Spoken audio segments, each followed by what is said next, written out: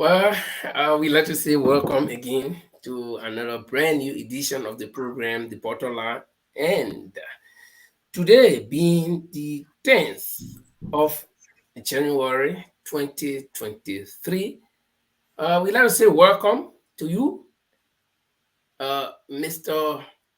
Paul the Lord Cholope is in England.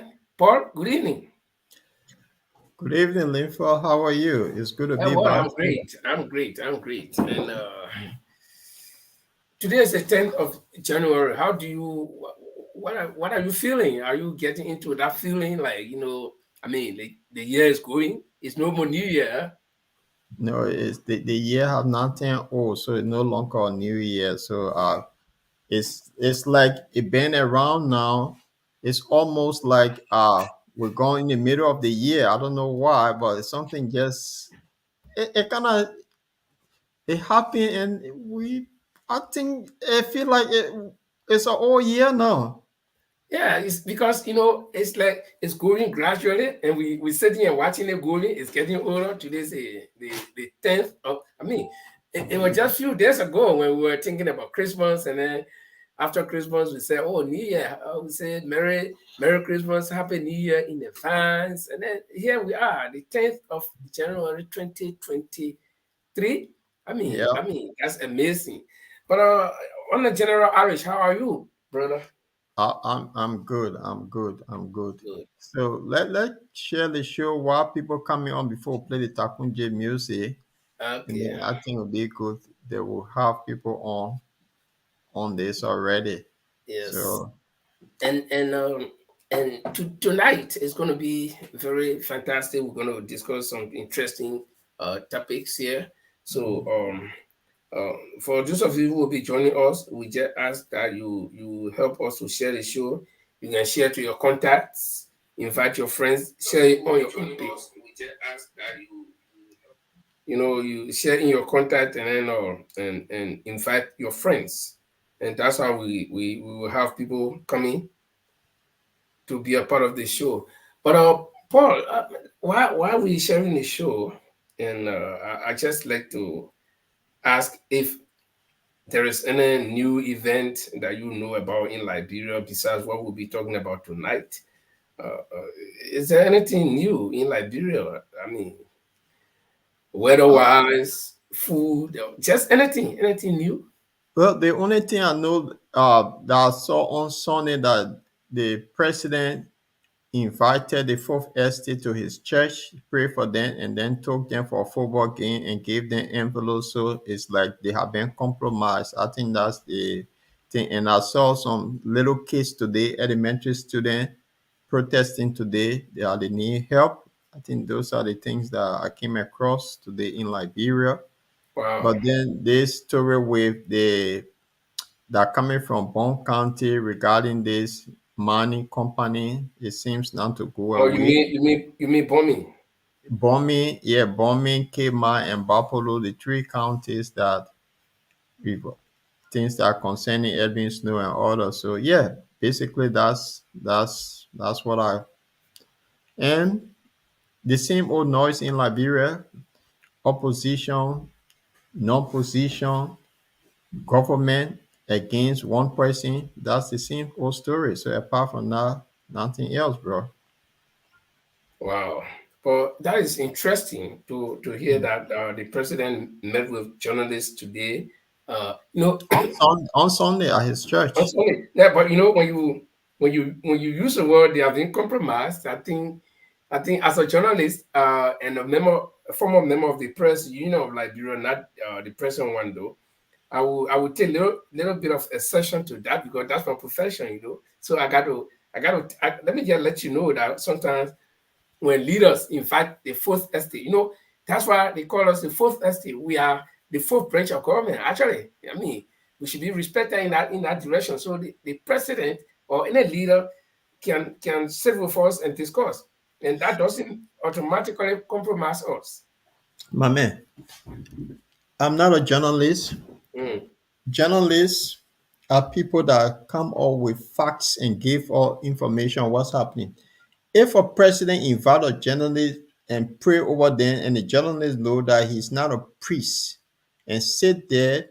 He preach over them, invite them for a game. After the game, invite them to his Jamaica resort. That is complete compromise. No matter how you put it, that's what I mean. I never heard of that before.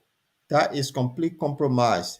So the fourth estate in It's been Liberia, I mean, it do happen though. It happens. Not well, that it cannot happen. so the journalists don't have that church. And the fact is, the journalists know that the man is not a pastor in the first place. You're not ordained as a priest, and for he to be for the four estate to go sit in the church for he to pray over them, preach. I mean, it's something that is compromise. Wherever we attend, it is complete compromise. I see Mary in the background. Yeah, I'm just getting ready. Marie, I know you're hearing us. I'm giving you time to get properly arranged, and then yeah. But again, I will still go. I Yeah, will but still, journalists like will I said, I follow will the still defend. I will still defend my colleagues. Yeah, Not all of defend the them though. police. And remember the time you were doing your thing back home, it was different compared to now, whereby those guys, most of them have been called the Cantu journalists. Because what happened, they all will fight for $20, and then because of $20, they put their career on some sort of, I don't know what word to use on them. Yeah, but again, let me, Kato, we all went for that Kato. I remember while we sharing the show, we just taking the next 5 minutes to warm up, and we'll be getting started. Marie, good evening and welcome. Do you hear us well? Yes, I hear you guys. Good evening. Good Okay, evening. we hear you too. Okay, so welcome to the show, and tonight we'll be discussing some interesting issues. But for now, we just laying the groundwork, and we throwing some hints here and there, and now we discussing the press. The press people in Liberia, the president met with them on Sunday, invited them at his church, pray for them, and but you see, this president has been playing dual role, or in fact, more than dual role. He's been a pastor, a musician, uh, footballer, and just almost anything doable. He's So everywhere. yeah. Yeah, So, but everywhere. yeah, but the thing here is that when leaders invite the press, the intent is not actually to compromise the press. But I don't know with Liberia, because in Liberia many things can happen and anything is just about possible. But the reason why leaders invite the press is to sit down, discuss, and sometimes you know governments will always appear to be like they're against the press, or the press will appear to be like against the government, especially in a country like Liberia where things are not working out well. The press being the watchdogs of society will try to keep watch of everything and then expose the government at certain times. So the government is always a loggerhead in most cases with the press, and we all know what can happen. So sometimes it's good to meet and sit down and iron or and talk and behind closed door. I remember we'll soon be going to the program, but I remember when the war started in 1990, Liberia got totally divided. Okay, and there were journalists in a greater part of Liberia that we used to call Greater Liberia. Okay, and we were kind of divided. So I was in Monrovia, but I got caught up across the line. So it was many journalists who ran away and went across the line. So we also formed ourselves and we started working because there were radio stations available. We started working. There were newspapers. In fact, we had a ministry of information. We set up a ministry. So things were going on well in Liberia, on both sides. So there was this divide, and then the people in Monrovia were always carrying a terrible story about Greater Liberia. I mean, that you imagine that when you walk in, you get that or somebody else shoot you. So it happened in 1991, the first time ECOMO ever crossed.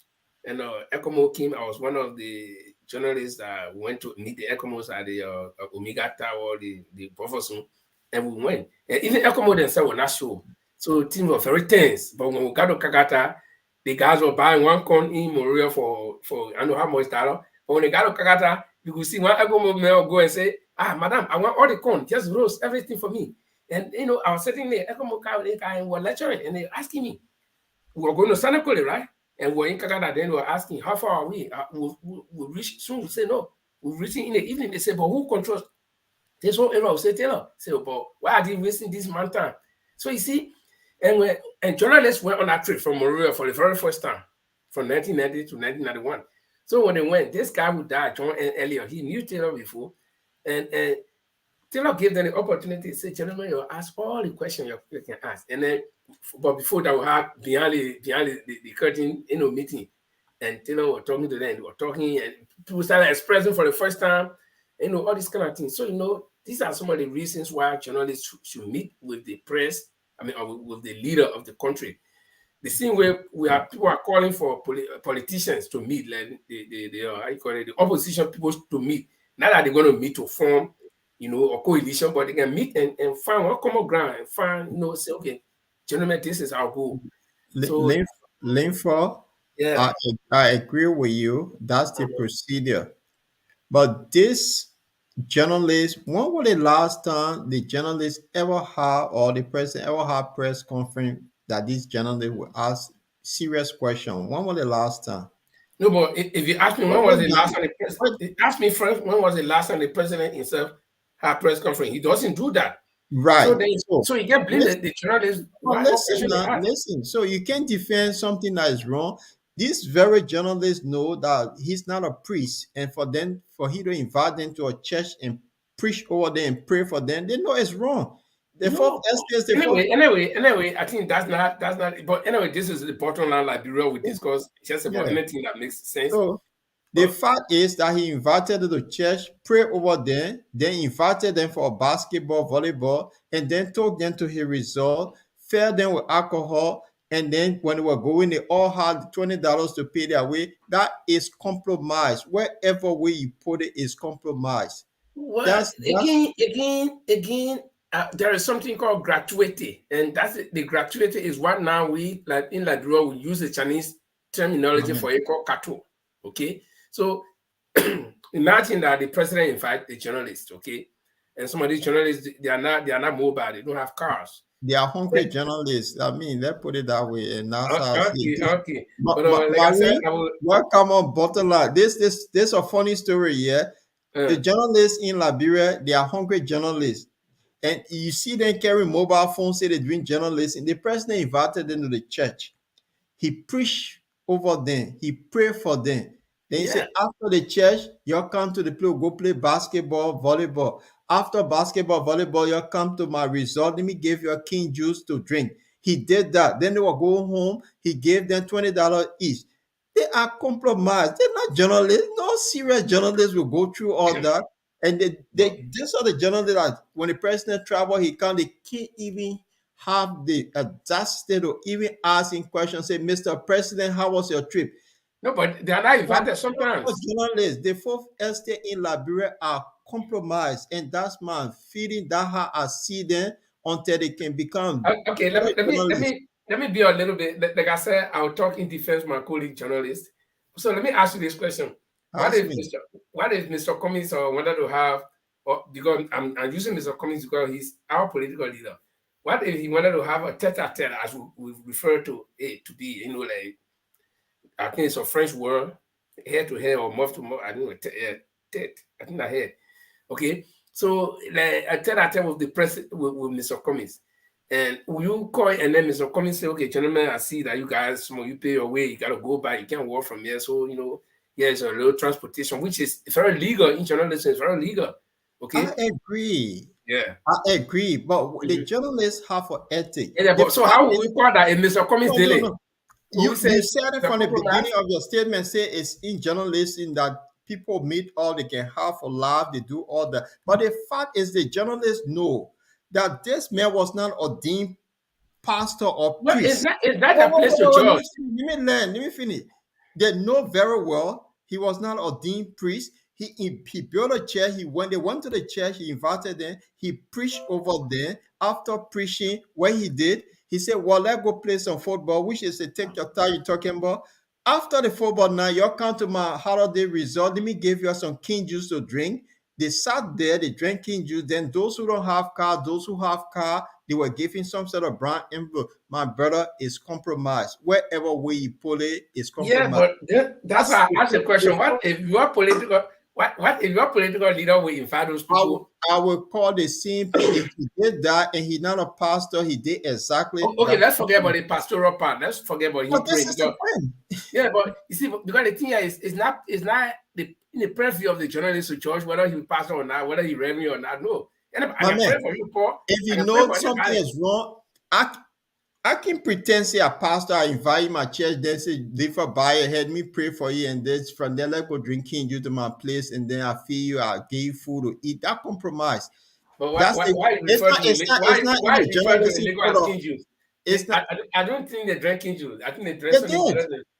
Marie, please help me here. You ever heard that before in a world where journalists are being invited to church for pastor who not ordained pastor pray over them, talk them to some sort of result, say, oh, we're going to play basketball, football after that, fed them with alcohol in Liberia, it's called King Juice, and then fed them with food on their way, and they gave them $20 each. How you consider that? Is that good journalism? Nah, doesn't. I'm just what I'm saying is it's not adding up to me. Thank you. They're making fun out of the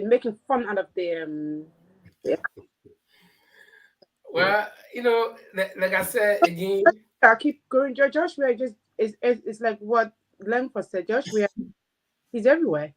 Yeah. His yeah, So pastor, his normally colleague. like the American president, they can have meeting with journalists, or sometimes it's called a breakfast meeting or something like that, and they can have Yeah. dinner, they can all eat, they can have And something. they can call crack or joke. Oh, we're Yeah, seeing yeah, that over and over. Yeah. and then they can drink as well. Yeah.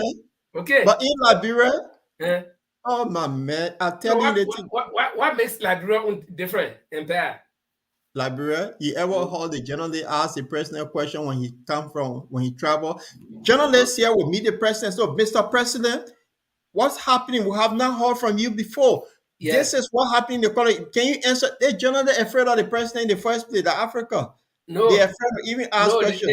the journalist, the president is not available to the journalist when he travels The and comes back. president can be available when he on his tour. My friend. Journalists here they Oh, will let go me say, tell you. Mr. President, no, you If, know the thing. Don't yeah, but meditate the president does not have gun. Or president who have gun like Chancellor in the party's room. Journalists will go there. The best thing and I will ask call it. questions. So why the journalists that don't go Walter, they can't ask the president? Yeah, but because this president is not making himself available to the journalists, that's the point I'm trying to make. Look, this president always around dedicating places for the hospital here, even walking to his car. Journalists will say, Mr. President, we just want to know what happened to the children in Haber.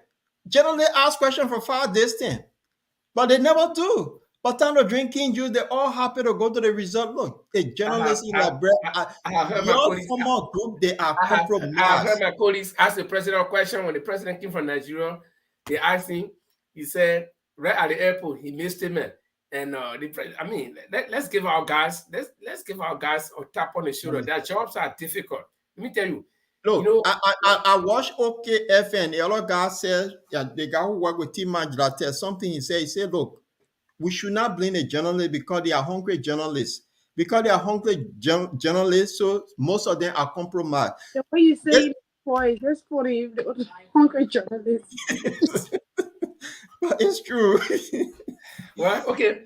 But But yeah, I guess we'll be getting to our show now because I let don't think let's play our Takun J and while we it ask seems as our though I can win this battle against Paul with the journalists, and I think I've done my best. I try to protect my colleagues, and I don't know. Paul is an engineer. Paul, are you mechanical or structural or what engineer are you? Electronic? what are not mechanical, civil engineer, actually Okay, so structural. for instance, if one civil engineer work on a bridge somewhere and that bridge collapse, so I'll just condemn all the engineers. You are not being fair to my profession. No. That one is we say it's a technical fault. You can, but your own group You see, decided. Yeah, but that's not technical. These guys were described on OKFM, Team Majorate FM that they are hungry journalists.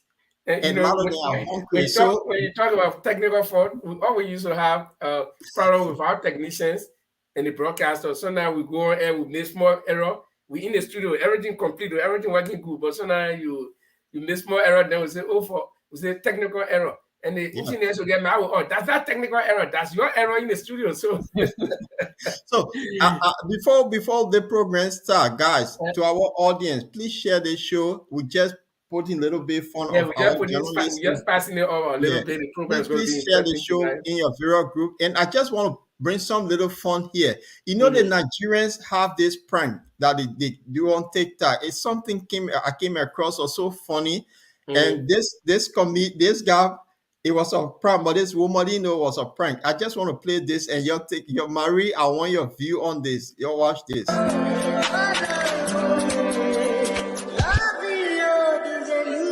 Precious.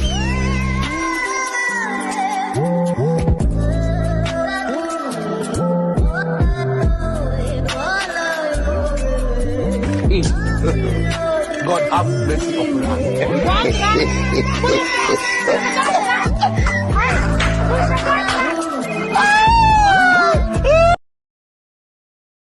You see what's that? You saw the note the guy gave her? Yeah, I didn't read it. Okay. Let me put it. It was when the guy gave this note saying, the customer you slept with last month, the wife is here with acid water to waste on you. If you slept with that guy, don't run. So they just prank her. So when this woman coming with the acid water, she started running. But my man, you can't be sure of anybody.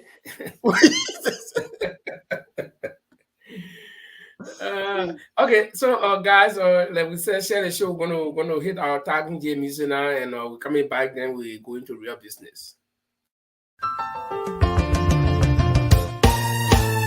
My people, where you at? Where you at? Wake up from your slumber, stop sleeping. Wave your hands, wave your hands, wave your hands, wave your. Come on, come on, come on. I know you're sleeping now. You gotta wake up some more, yeah? Okay, let's go.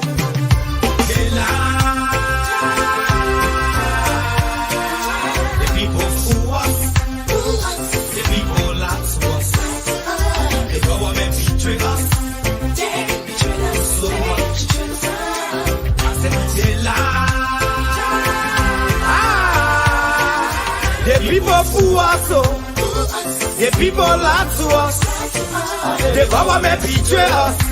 They can lie, they can steal, they will not the I said we tired with their lies, we tired with their promises that led us to all our damages.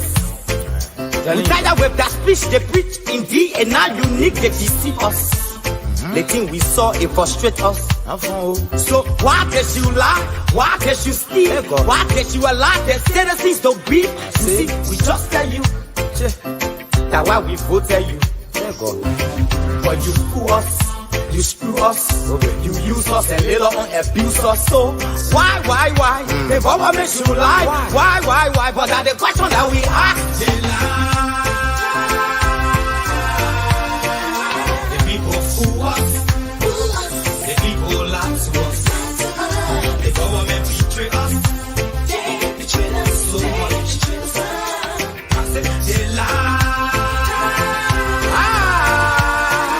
The people fool us, the people lie to us, the government betray us. They can lie, they can steal, they go knock the corrupt. No one to trust. My people don't want to hope on. Nobody. My hope that I have been broken. I'm telling you, brother. So where are the schools? Where are the roads? Where are the jobs that they say they could afford? But they too selfish. The people tired with their rhetoric. People tired, they tired. You see the reason why we ask why the government betray. They have enough for time, but yeah, then instead they delay. People suffer. No work for people crying for hunger. Look at. Your vision and your mission, your intention to the nation, they poor. You got nothing to show. Nothing. So why? The government should lie. Why? But that's the question that we ask. They lie. The people fool us. The people lie to us. The government betray us. They betray us. So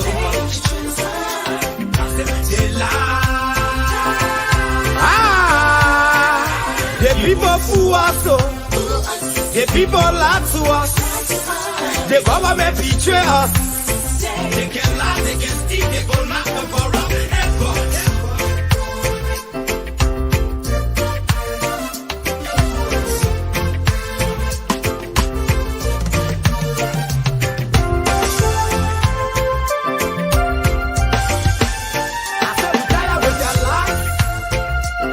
With the promises that led us to all our damages. We tired with that speech they preach in thee, and now you need to deceive us. The thing we saw, it frustrate us. So why does you lie? Why does you steal? Why does you allow the things to be? You see, we just tell you that why we both tell you. But you fool us. You screw us, you use us and later on abuse us. So why? The government should lie. Why? But that's the question that we ask. The people fool us. The people lie to us. The government betray us. They betray us so much. I said they lie.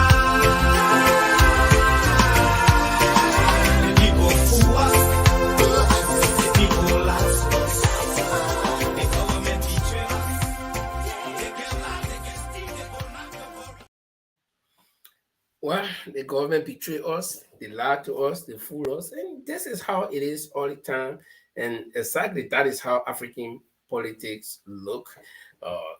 They will always lie to you, they will always deceive you, they will betray you, they will dump you, they will use you and dump you. Then when they need you, they come back again and give you what they believe you want. And it's all because of we the voters, we the population, we who are the employers, we do not know what we want. It's like if Paul got his radio station and he wants me to work for this station, and but Paul does not know what he wants, I who will be working for him, I may dictate to him. You see, but if Paul knows what he wants, exactly, he will tell me, this is what I want you to do. And so I will not dictate to him. But our politicians, when we employ them in the sense that we vote for them and put them in office, we don't tell them what to do, but we rather expect them to tell us what to do as their employers, instead of we the employers telling the employees what to do. So Paul, let's say again, a very good evening to you, Tuesday evening from our end. And if you're in the US, good afternoon to you. For those of you who are here, I cannot see your names, but let me say welcome to all of you. Sis Chadela Branch is here. And for other people who are also tuning in for the very first time, this is the program, the bottom line. On this program, we do discuss the issue from the top to the bottom. We give our opinions. We may not be right, and we are not wrong either. So, Paul, here we are. Yes, Linford, it's good to be back on this very beautiful bottom line. It's a pleasure being here, and it's good to see all of you. And also to our viewers, it's good to be back here. It's another great day, and it's another wet day in the UK here, especially London. So I'm back. I'm here. Happy to see all of you. Okay, And we Mary. just ask our viewers to kind of share the show while we wait for another panelist who will be joining us too. Mary, welcome. And you want to give your intro? You want to, talk to our audience?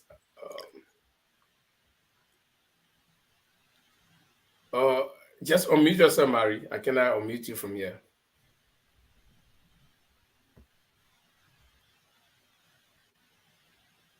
Okay, Mary is unmuting herself. Can you hear me? Yeah, we hear you now. Sorry. Hello everyone. I'm Marie Masakwe. Yeah, it's lovely to join you guys. And it's like I'm in Buckinghamshire in High Wycombe. It's very wet here as well. It's very and it's a bit chilly. Very, very. It's kind of strange that England is wet, but here, of course, in Scandinavia, we're not thinking about rain now until April or maybe March. But this is Mary Masakwe, and Yeah. this Mary Masakwe, I don't know, should be from Lofa or maybe No, somewhere.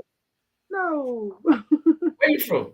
In I'm a Liberia. princess from the Vi and Mende Kingdom in Liberia. So from Cape Mount. Yeah.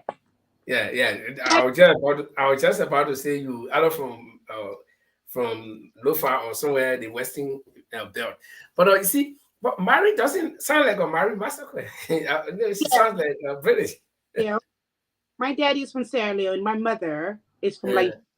I was born in Liberia. Okay. Daddy was working for where they fix the passport. It's a foreign ministry. Okay. He and my mother met. Okay. So So you yeah, see, so okay. if you hear Mary with that pure British accent, so don't be surprised because she was born in the UK, and but she's a Liberian, and so Mary is one of our uh panelists here, and so uh we just want to say sit Oh, there and listen to what we say. And if you want to make a comment, you can make a comment. There's a comment box. You can just make a comment. If you want to ask questions, you can ask questions. We'll try our best to answer you. So today, let's drill you through what we'll be talking about. Some of the things that we will be talking about here today. Um, as we all know, there is this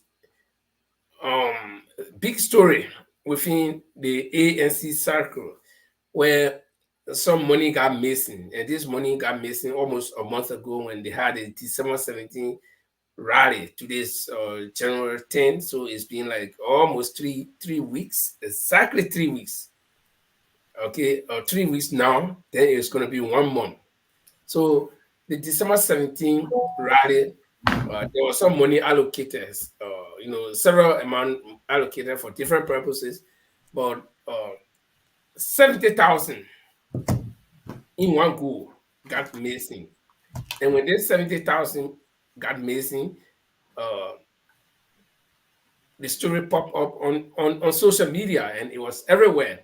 Um, Opposition pick it up, even though the ANC is also, or the ANC CPP, they are also opposition party, but other opposition group pick it up as disadvantage for the CPP and they ran with it. And then at the same time, the ruling position, which is the CDC, took it and they made a big issue. And they've been talking about it all over the place. Even until now, they still talking about it. But the question is, what happened to this money? Who took the money? This is the big puzzle that has not been solved. But the first information that we got from the person who was in charge of this money, in person of Mr. Martin Kola, who is the chairman, who was the chairman for the We Are Tired Suffering or rally something. Okay. And he said he left this money with his driver in a car, and the driver reportedly made away with this amount of 70,000 United States dollars. And the reason why this whole thing became a public discussion was because it happened in the wake of just a day, not even a day, but few hours before the We Are Tired Suffering. So the question went wild. Was this money intended for the rally? Was it intended to transport people? Was it intended to buy food for the people, drinks and other things? What was this money intended for? Okay, and in some political discussions, people are saying that even if the rally had not been a success, it would have been due to the money getting missing, because people would have felt that, oh, no, if we go there, we can get food to eat, we can get water to drink, or whatever. But that's not the point. The point here is that nobody, as we speak now, probably Paul or Marie have heard anything about who may have taken this money. But the first hand information we got from Mr. Martin Kola is that his driver made away with the money, and the driver indeed left Liberia. But Spoon Network actually got in contact with the driver, and his name is Mr. Simeon Davis. It's a young man, and he was on Spoon Network yesterday. And so Spoon Network asked him, and he tried to give his side of the story. So Paul, I don't know if you ever listened to Mr. Simeon Davis. Mr. Simeon Davis said, from what I heard him explain, that he did not get that amount of money or any money like that from Mr. Kula. The money that he got, that he remembers that concerning the rally that he got from Mr. Kula, which he also returned to Mr. Kula, he only got it to keep it and locked it up in the car. Prior to even the 70,000 getting missing was about 15,000 United States dollars, which he returned to Mr. Kula. Okay, so he basically denied having any knowledge about this money. So, Paul, I don't know if you heard anything else that is quite different from what Mr. Davis explained yesterday.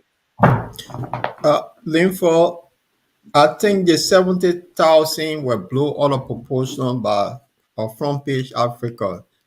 And from what I gather, it's not actually 70,000 at the point, because most ability did appear on the same spoon network, and he said it was something, I think 50,000 or less.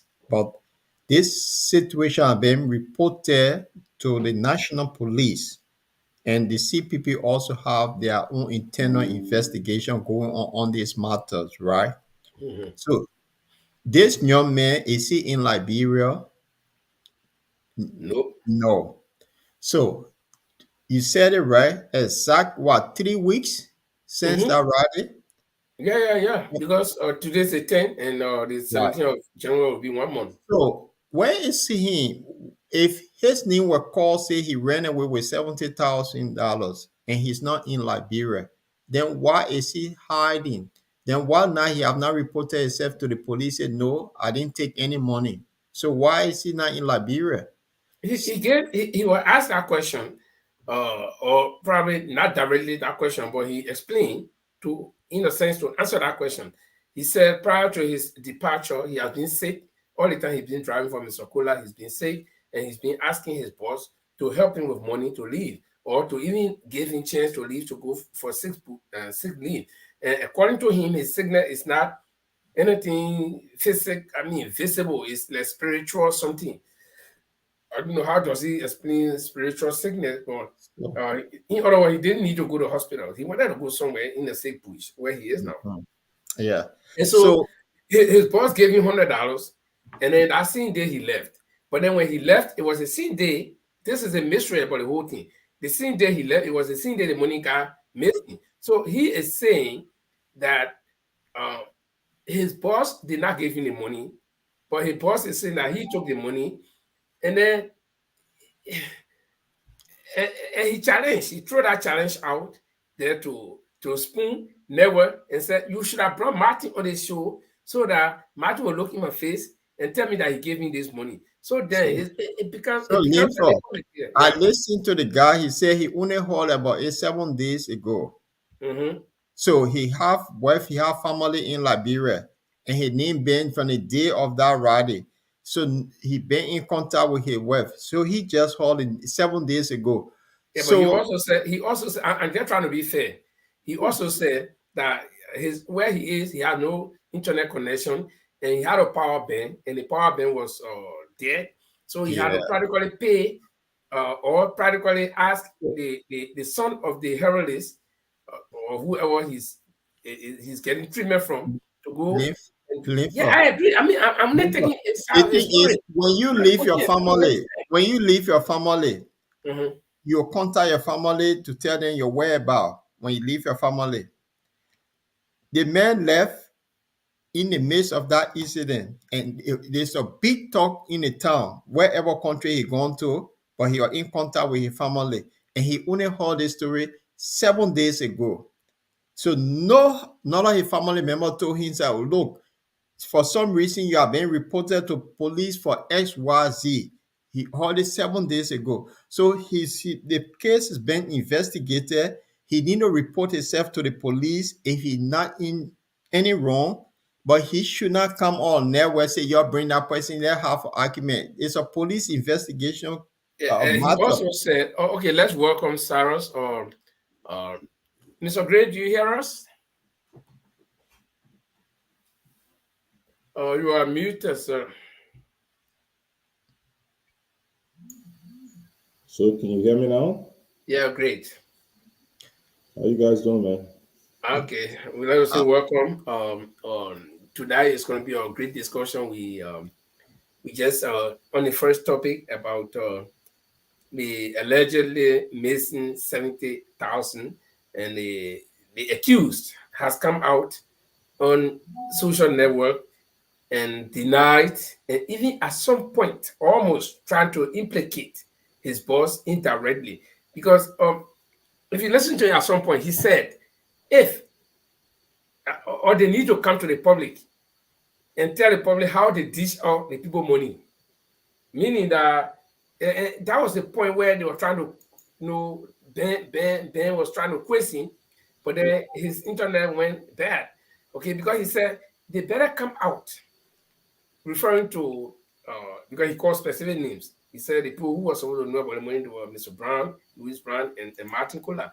So they better come out. But again, it could be a clever setup. It could be a clever trick. So I don't know. It's a bit hard. It's a bit Linford, it's a police matter. hard. If he not in the wrong, let him report himself to the police, and then police will have a finding. So you cannot come or say, "Oh, Martin Kola might appear on the show," and these people might talk. No, he said he didn't take anything. Made himself available to the police. Simple. Yeah, but okay. I don't know how Saros and Mario look at this, but let me put it this way. Since because the fellow said he heard the news on social media, and so he decided to get on the same social media to clear his name. So I think it would have been fair enough, okay, for Spoon to have had Martin at the same time, so that Martin would make his allegation, because the fact that they just hosted a guy, listen, Paul, you will come in, but the fact that Spoon just hosted a guy gave the guy more room to even deny or make some, a lot of allegations against the other people. So they should have made it in a way that Mr. Okola also will be there. But I don't know. Saros, But welcome. sorry, before Saros come in, Spoon Uh-huh. is not a police to investigate anyone. This a police matter. I So agree. So he should make himself available to the police, Yeah, and I then the agree. police So will tell right now us. you trying to deny, or you trying to I don't know, I dislodge all of what he said, all of his explanation, his excuses, but it's not Spoon is not a police station. But Exactly, what he said it on Spoon, and he trying to dislodge it. So why can't you believe it? And some people also believe him. So my man. uh, When if somebody murders somebody, when they ask them, say, "Well, it's not me."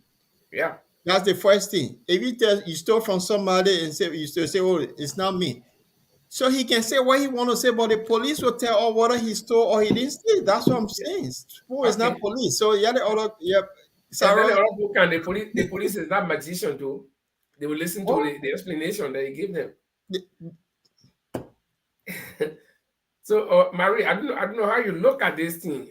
Here is a guy who is accused of of getting away with 70,000 US dollars, and he comes out and said, "I've been in sick bush. I don't know anything about the money they're talking about, but my boss had the money.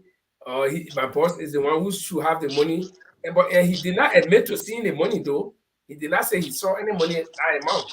So at this So point, he, if you are to make a decision, who will you believe? Will you believe this guy? Or I mean, first the story goes the boss said he left the money in the car with the Mm, driver. Then all of a sudden the money it just disappeared. Then the driver disappeared as well with along at the same time as the money, saying that he wasn't feeling well, right? Is that what you said? yeah, yeah, Yeah.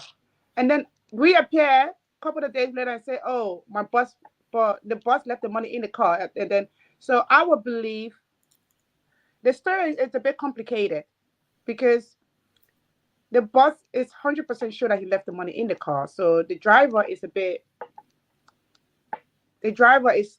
the one that needs more investigation, mm, because I don't think the boss would just pop out of the blue and say, "I left the money in the car with my driver." yeah. Oh, Are two of them in like through the investigation, it's two of them in, like say for example, if there's an investigation going on with my case, I'll one of them putting themselves into trouble, I will separate two of them. It's two of them separated through the investigation.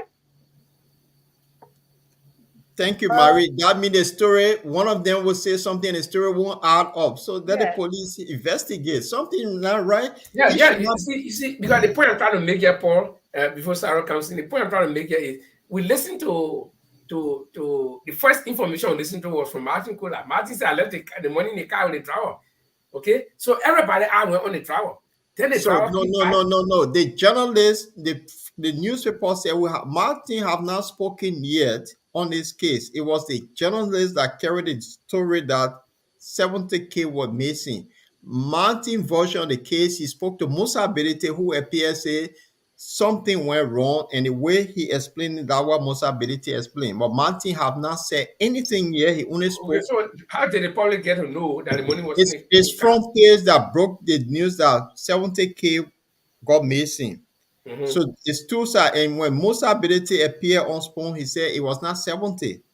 He Yeah, gave okay. another figure. No. I agree that part. But Right. my point here is how more. I mean, how did the money get missing? Because so who did the journalist quote by saying that the money was in the car with the driver? So, all right, let me explain the Musa side. Maybe Sarah could help us here. What Musa said, it was the money was in the office. Mm-hmm. It was in the office. Mm-hmm. The driver knew where the money was earned. Monticula went out to give some money to other people. In less than 5 minutes, when he went back in the office, the driver had left the office with the money. When he went to his car to check, the driver left the car keys in the car and he disappeared. That was the story he gave Musa. Mm-hmm. So front page owner story that 50K got stolen. Okay. Right. So this Okay. guy come out now to say after 3 weeks, he said he just heard the news. He heard the news in 7 days. So the fact is that he's not in Liberia. He left Liberia. He in another country, and he just heard the news. But the fact that the day it happened, it was a big story. Everybody knew. So he got wife and children in Liberia. So he just hearing it when he not in contact with his family. No, I'm just looking from the other side. gave him the benefit of the doubt that Right. you were escaping. His phone were off. His phone were there. Okay. Gave him the benefit Yeah. of the doubt. So Sarah's coming. Oh, can you hear me? Yeah.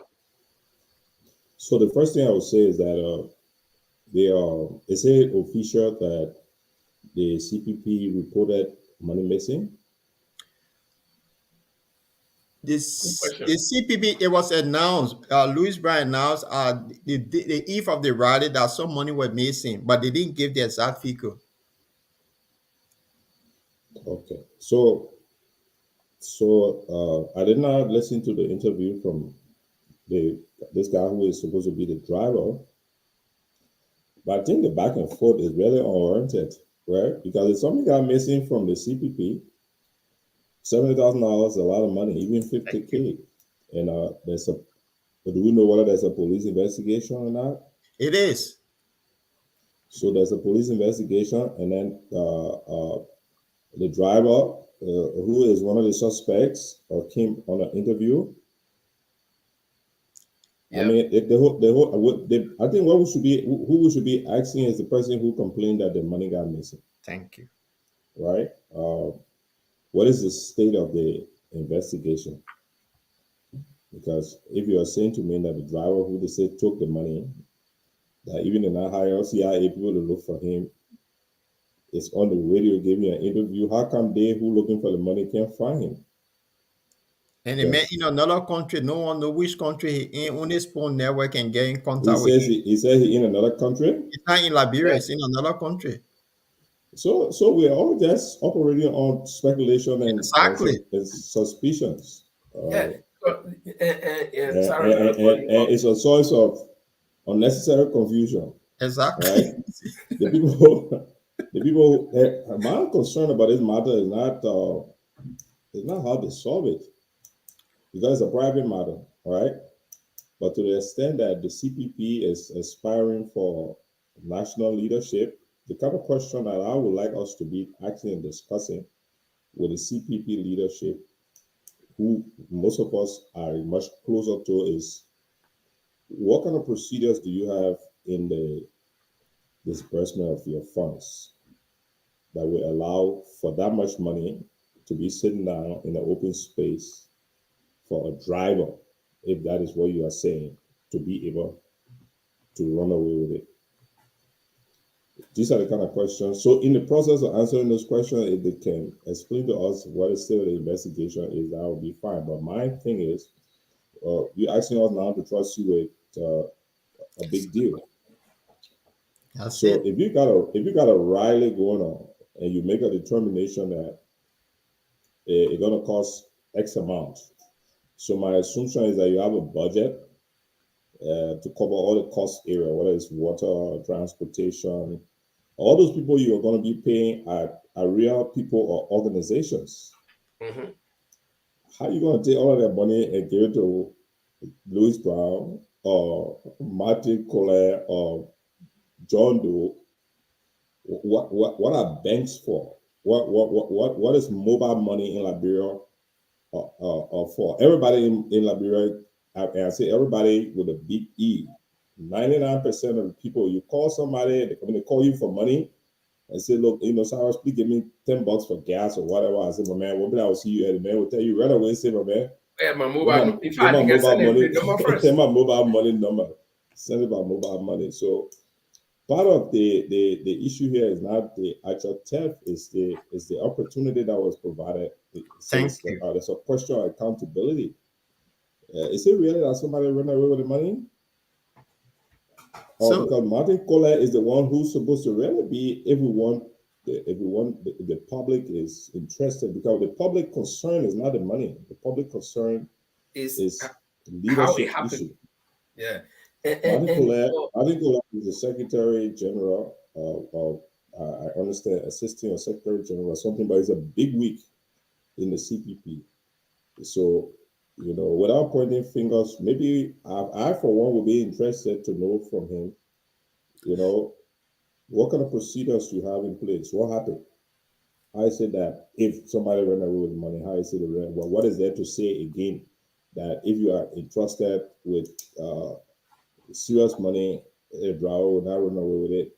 Because at least this time it's not public money, it's private money, and I'm a little baffled that the people who money is stole are not making as much noise as the people outside of the general circle. So I can't say much about the driver. thank you, Cyrus. Thank I you. don't even know. I don't even know whether, in fact, this is the actual guy who's a driver, because that should be able to be corroborated by Martin Kohler, who said that his driver ran away. But to the extent that he is somewhere, that means somebody facilitated that interview. Somebody had to go and find him. I hear from you guys, you're saying that the guy said he didn't have data of phone, so somebody had to go and get him data of phone. So he's accessible one way or the other. So his content of his statement about going to medicine man and all that thing for Uh, boost to that doesn't hold much but you, water. you you see But my bigger thing would be like, this is a drama, right? uh, This is the last thing that will catch my interest. That police responsibility that if the case had been filed.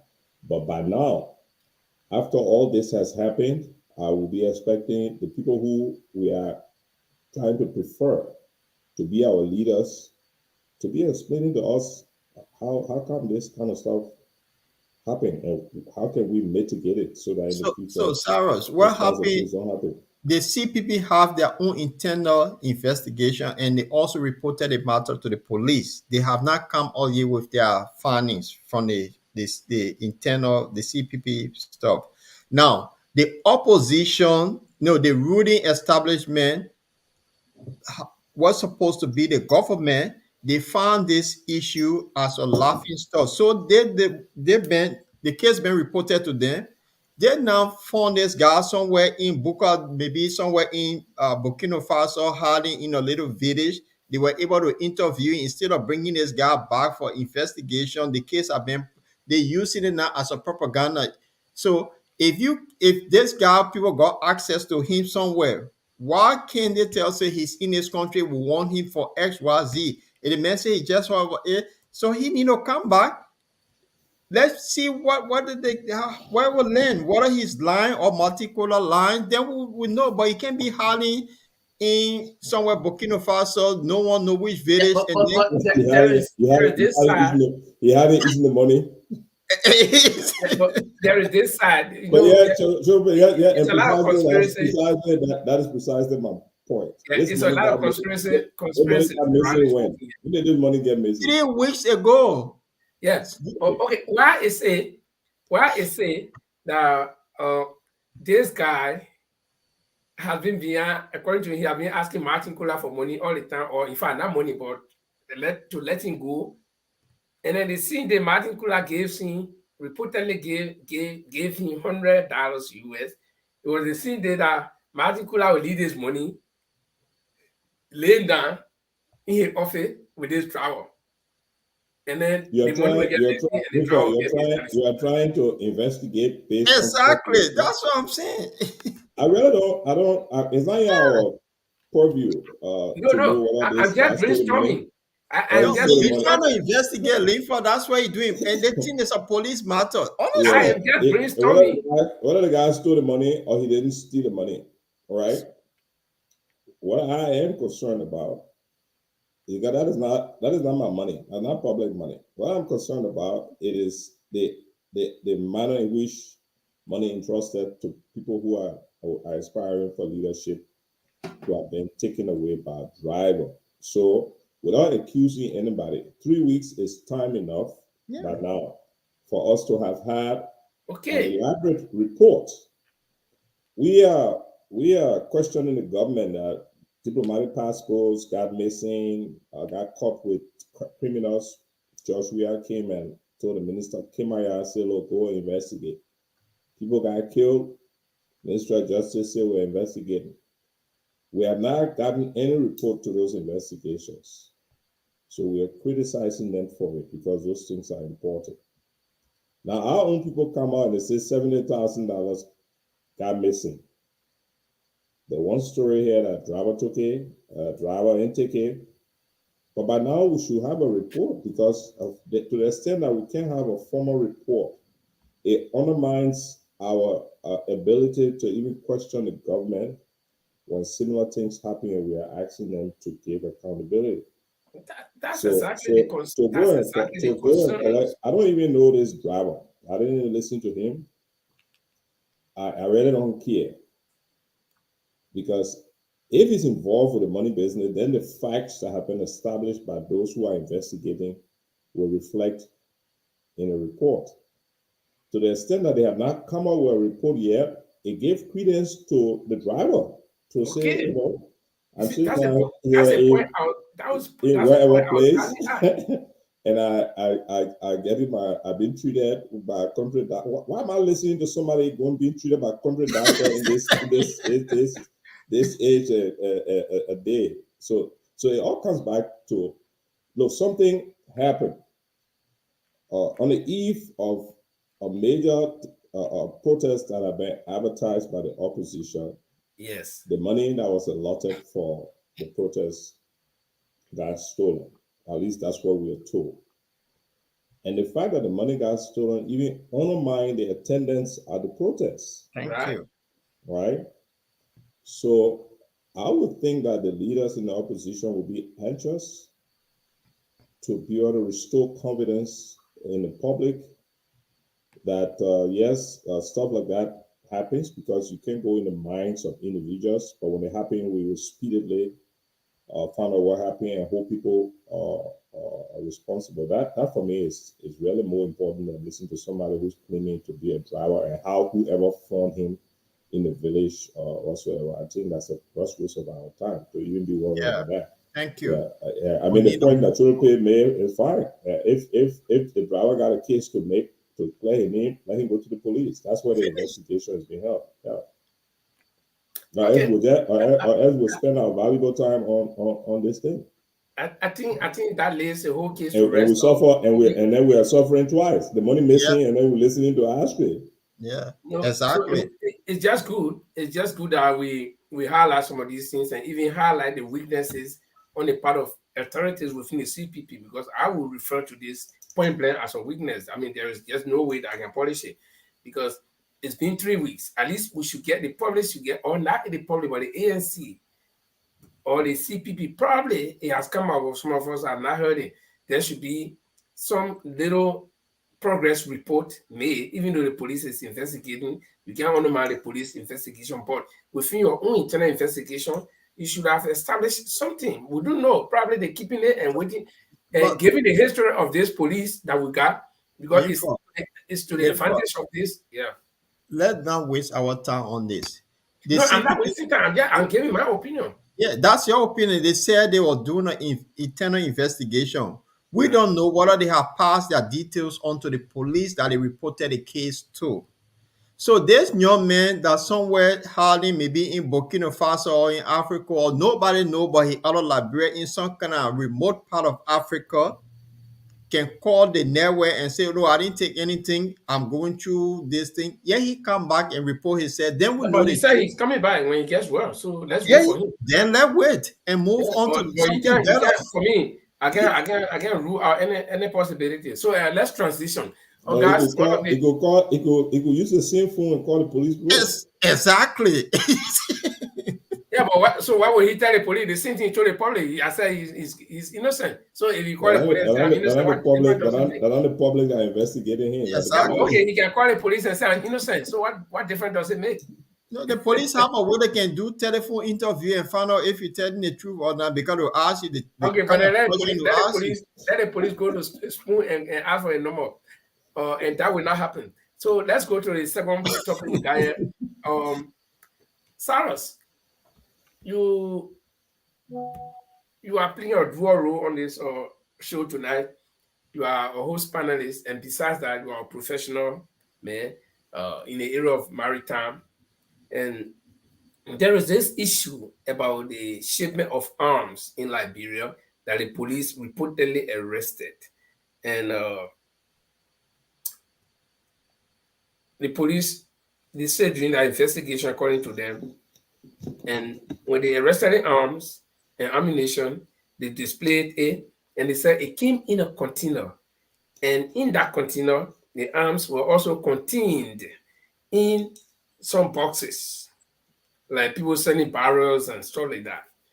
Now, but there were a lot of controversies around how the arms came from the port of departure to the port of arrival, and then how the arms or the container was released. You and I, from the maritime background, will know how these things work. Now, is it possible? And according to the police, these arms were shipped from America, and the concerner of the said contraband, the police was able to identify him in the U.S., and then the consignee in Liberia was also identified and picked up.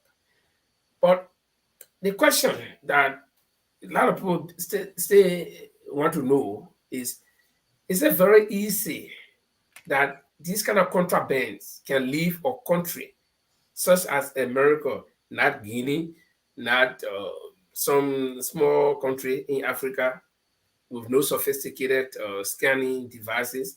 But is it possible that such items that are prohibited to just leave the shores of the U.S., especially, to leave a port in the U.S. without it being detected, or given all of the sophistications that they have, at the ports?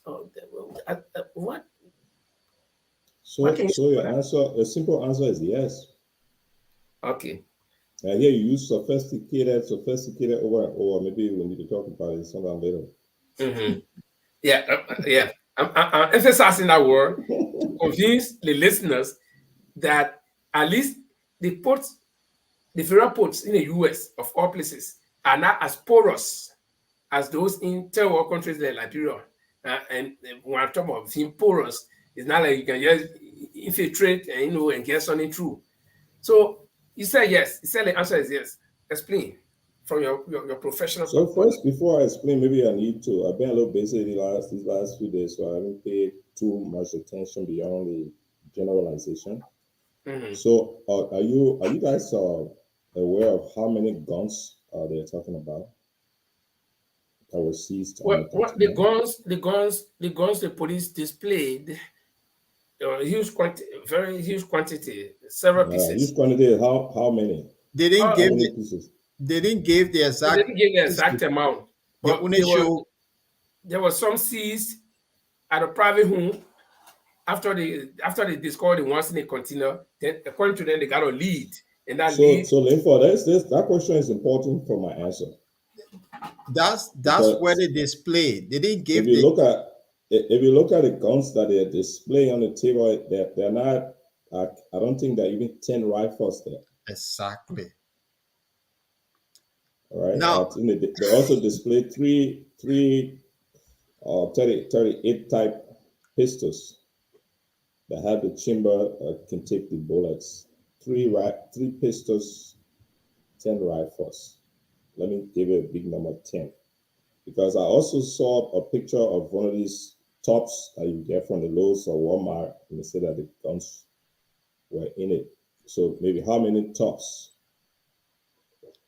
two tops. So two tops, maybe Yeah. then maybe 10 would be a reasonable uh, number of rifles that it took. And I'm trying to give us some context because I think sometimes we run away too quickly with information the way it is given. The first thing I want us to establish is that so currently I'm in the state of Texas. It's an open carry state. Yeah. And I understand that, in fact, the guns they're talking about also came from Texas, right? Right. So if I get in my car right now and drive 1 mile down the road to the pawn shop where they sell guns, I can buy any gun I want if I can show my driver's license. I can buy Which is any only gun. valid in Texas. I can buy any gun. I can buy any quantities. So I have some friends around who have ranches. When you visit your ranch, one of the showcase of the visit, they will take you to their gun collection. I know some guys that got more than 100 guns, all types of guns. Okay, having established that, okay, I want to make it clear that it's easy to get gun if you ain't got no criminal record. You got a valid driver's license. In fact, the criminal record part is in dispute because there's a big argument here where people want to make it a little more restrictive and say, look, if somebody comes to buy a gun, do a background check. And there's a major opposition to that. That you should not do a background check. The Second Amendment entitles citizens to the right to self-defense, and they can buy their own gun. The point I'm trying to make is that there's a proliferation of guns here. There are more guns in Texas probably than the whole of Africa. Individually owned, not military. Okay. The second thing is, okay, so we've established, at least if somebody can, excuse me, dispute that, we've established that the number of guns are in really small quantity. When you say cachet of guns, I think it's an overstatement. Except the police come back to tell me, really, we found 60 rifles. You can't even you can't even equip one squad with the guns they found. Yeah, they display some, Yeah, but rifles. in all fairness, I think the guns were more than 15 pieces. To be all fairness, Okay, so Lever, give me a reasonable number. yeah. So Let's say 20. let's step it up to 15. Okay. So let's say 15 guns, some rifles, some pistols, and then I hear there was some munitions that didn't match the guns. So they Yeah, were assuming there may be some guns somewhere that they have not found. So that, let that they add are five not more for. there. Let add 10 more there, make it Yeah, yeah. 25. Atom was at 26. Okay, so we are operating with 26 pieces of rifle that may have been brought to Liberia, probably in 2 or 3 different consignment or shipments, right?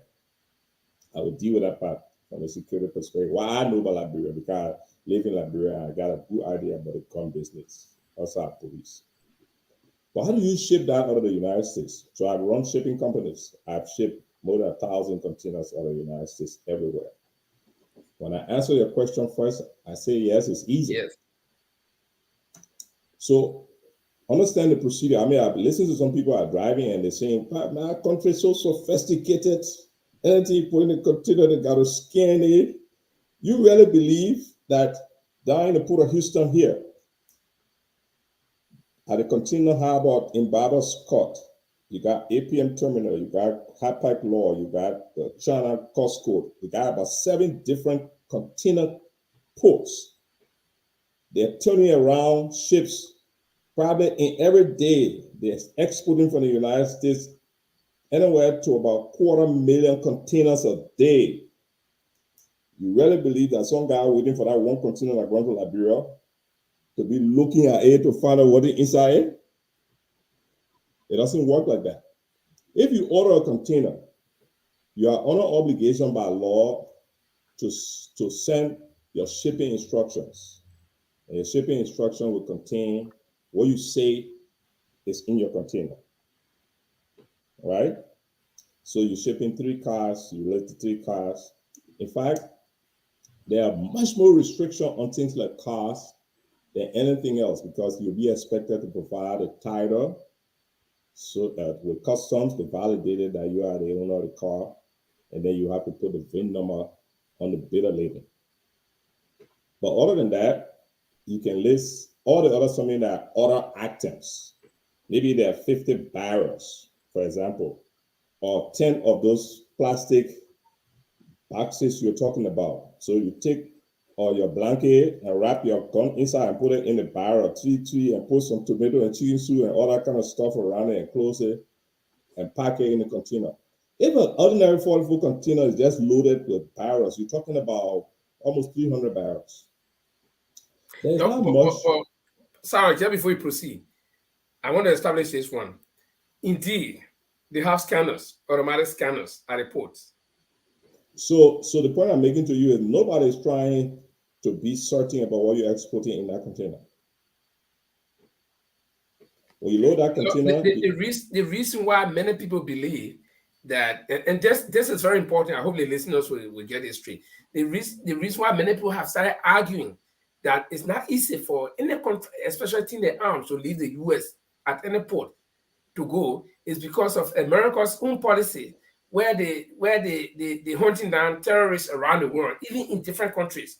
Okay, so they wouldn't allow things like guns to just be exported by individuals without knowing the purpose of what this gun is going to do. So let me live on. I like the semantics, but just go online and say, can you export firearm out of Liberia? And we're talking about private ownership of guns. We already established that any individual can own certain number of guns. So it's not as though you're a dealer that require certain permits to be able to get a container load of guns, which will flag because there will be a homogeneous items in the container that will all be guns. It's easier when you roll it through the scanner, they will see that this is a gun container. Or maybe when you are applying for your export permit, you say I was exporting guns. You understand what I'm saying? But individually, you can own gun. The law say I can ship my gun by Federal Express to anywhere. All I have to do, I have to have a federal firearms license. Maybe Federal Express will ask me for it. Or I ship it when Federal Express noted in the scanner, I say, God damn it, Cyrus, you got to pack a gun in this stuff. And I say, oh, let me fax you my license. But I'm talking about an ocean container, a 40-foot container. You have not declared that you are shipping guns, right? No. You got a few pieces of guns or a wrapper here and there concealed in other things, and not only guns. You got some people ship alcohol and all that. There are certain regulations for you to fulfill to ship alcohol. They don't tell nobody to ship in alcohol. They open the barrel, they wrap several Hennessy bottles, and they put it in there. I'm just trying to give you an idea of the procedure and the volume of export that does not cater to that false notion that there is some kind of technicality and scanner and stuff like that, right? Once you order that container, You load that container, you send ahead the documentation to your shipping line, not even to the government, right? And the truck pick up a container, carry it to the container yard. This container first thing, the cutoff is about 3 days before the ship leaves. You can't send it before that time. So you gotta park a container, maybe that container ship that is leaving from Houston to go to Africa is carrying load from several African countries. It's a 13,000 TEU container. TEU. It's picking up about 5,000 of that containers in Houston within 3 days. Your container amount it.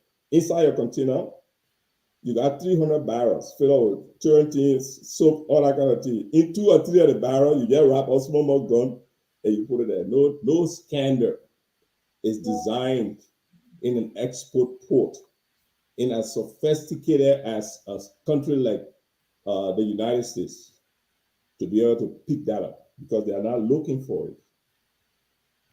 If on your document, your export document, you state there that I got 10 guns in one of the barrels, and thing here and there, bam.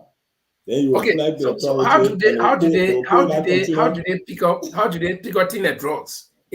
So things like drugs, if you Uh-huh. export, so I will turn the question back to you. How come $100 million worth of cocaine exported through a port in Brazil, which is also advanced to Liberia among people, barrel, and fish? Yeah, the argument would be that it's a syndicate, so people know about it already. Not that they didn't know, but they let it go because they are connected.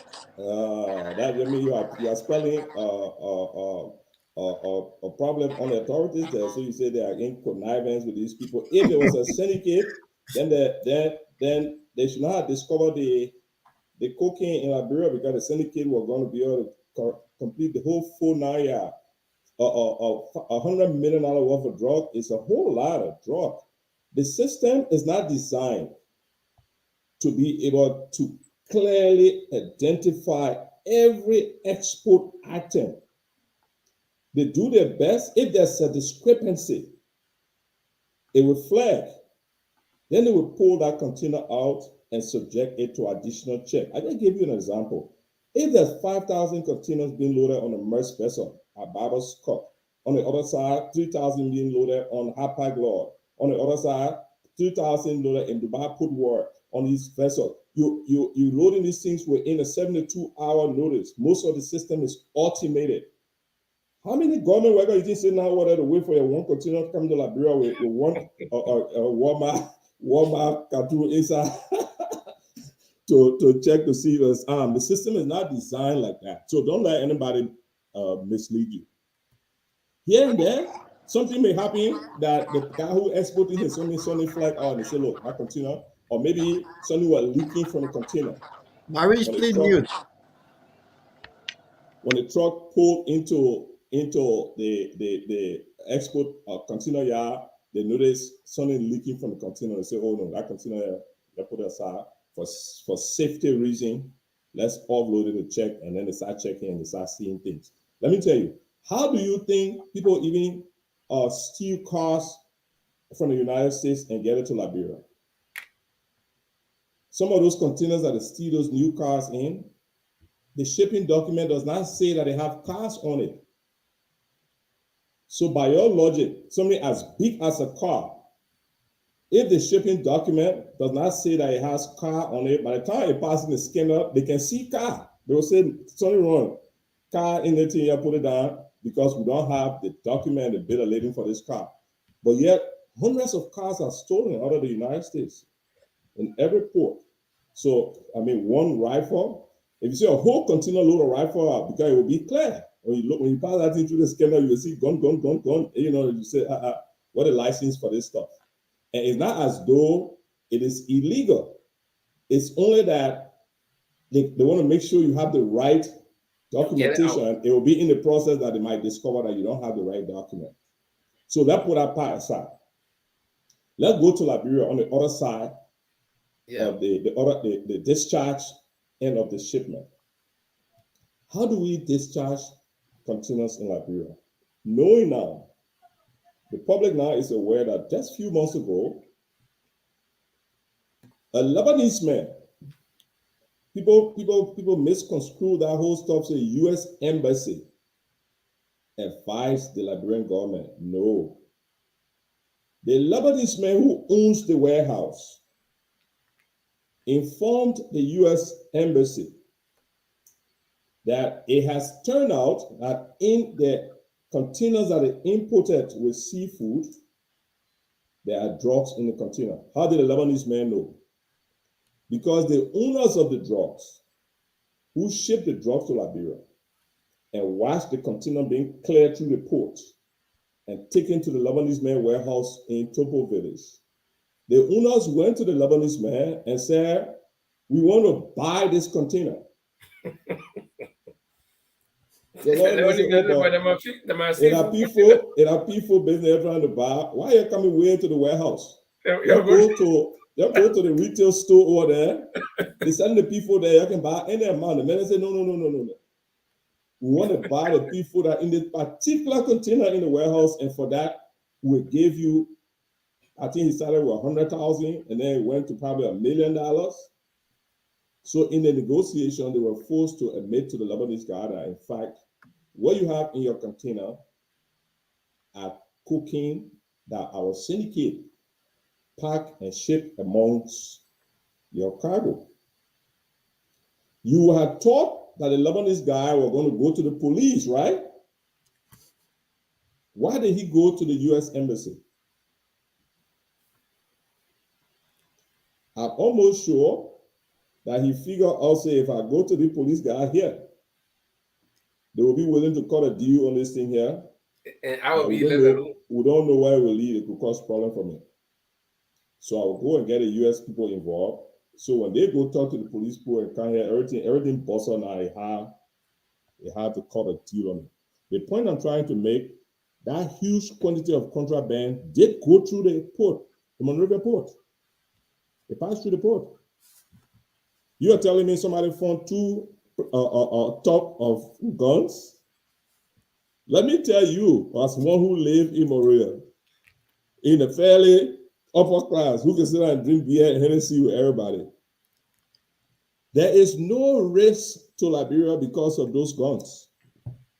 It appears to me, and from history, that there are guys here in the States who buy guns, take it to Liberia, and sell them to people. That's right. Because of the issue of armed robbery and all that. I know of instances, even some guys in the police. Just the other day, the young guy, body guy who goes behind my man coming Zibo, was arrested at the retire rally, retire suffering event, right? Mm-hmm. And they said he was carrying a pistol. On that pistol is marked NSA. So that pistol was actually a government purchased gun that was assigned to an NSA officer. How come Zibo, who is a private person, was carrying that NSA pistol? Nobody asked any question. You know why? Because it's a normal thing for the man and the armed robber in the area that got gun and team. My man, you ought to buy, find me one gun, I will give you some money. The man said, my man, give me $800. And he sells the gun to you. So if you do a real good check in Monrovia, everybody who value themselves and their family, they're gone. They have a gun. I don't want to even tell you my own story. Everybody who value themselves and their family has a gun. My suspicion is that these guys have been in the business of buying these guns here, carry it over there, and sell it to people, including the business people, the Lebanese people, and all that. And it's because of the level of lawlessness. Yeah, and also because of the statement from the president that you be responsible for your own security, you can buy your own CCTV. You get out of that. But the president didn't say you should buy guns. I know. I know. You should sell your CCTV. I know. If I love my family, I love myself. I know the CCTV will take the guy coming to shoot me, but I will be there. When you can't replay the CCTV, I will be there. So instead of depending on the CCTV, if I get something good that can protect me, I get it.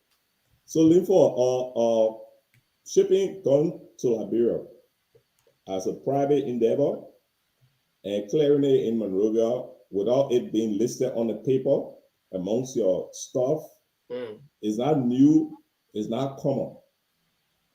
It happens in Liberia. What my concern about this entire incident, because from the time they were talking about that gun thing, I did the assessment. We're all even thinking plenty.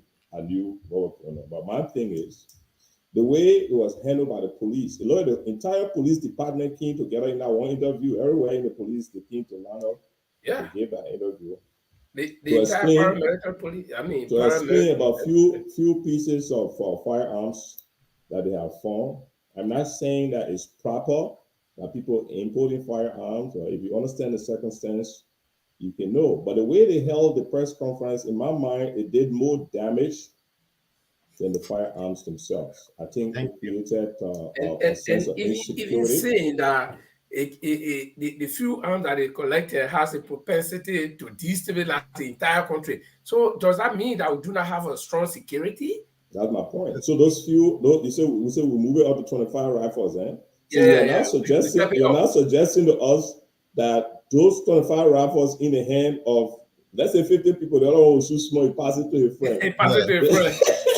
In the hand of 50 people, it will damage it's a threat to the military that we have spent all the money on, to the police, where you go in Monrovia now. Every policeman and probably his girlfriend is carrying a pistol that is paid for by the Liberian government.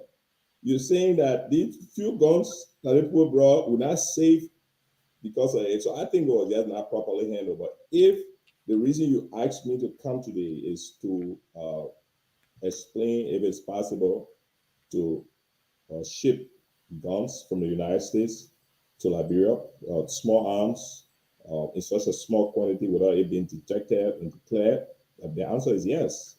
And that's not new at all. And that notion that, look, everything that passes through the port in the container, people know about it.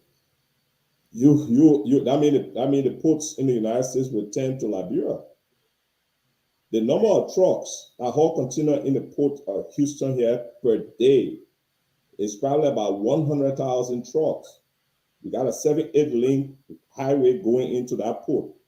Just tell me, if each of the trucks were lining up and going through checks, even scanner. When I say scanner, think about it, not only the scanner, is the person who watching the video when the truck is scanned.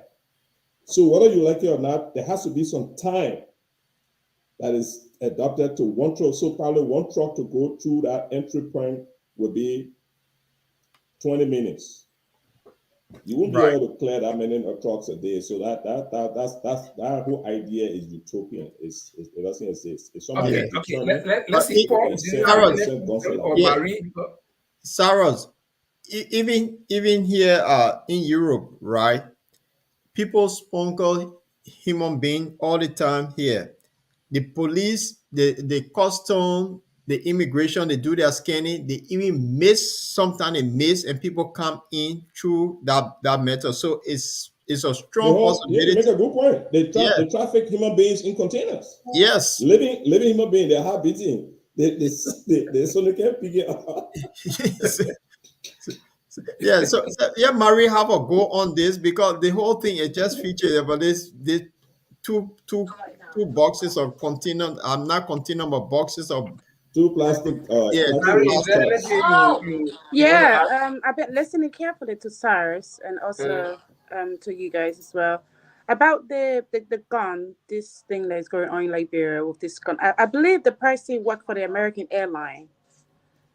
And I think that's how they was able to do that kind of transaction with this container to send it over to Liberia. Am I right? No, the person actually sent that part is completely immaterial. Exactly. The guns were not shipped to Liberia by air. According to the police, they were shipped by containers. Now, it would be more difficult to ship that type of container by air, because the scrutiny by air is more rigorous, especially since 9/11. So the people will actually look at that. So even in Liberia, you will not be able to pass that thing through the airport except somebody pick it up from the plane and put it in the back of their car. Yeah, but the person, the person the container belong to is lives in America. They're claiming that that could just person be his works identity. for His job American and his Airlines. identity. No, the thing is, the container does not belong to that person. He only Okay. sent two boxes with some Yeah. shipping group. And Okay. those two little plastic container he sent, that's where the guns were. goes So where? the container is owned by somebody else. See? So it's not a whole container he sent. He Yeah, just sent. and that's precisely my point. I mean, But I think the police gotta be what I careful not to just make people read, scared. Yeah. what I just also read, apparently the Liberian government is trying to extradite him to Liberia for questioning.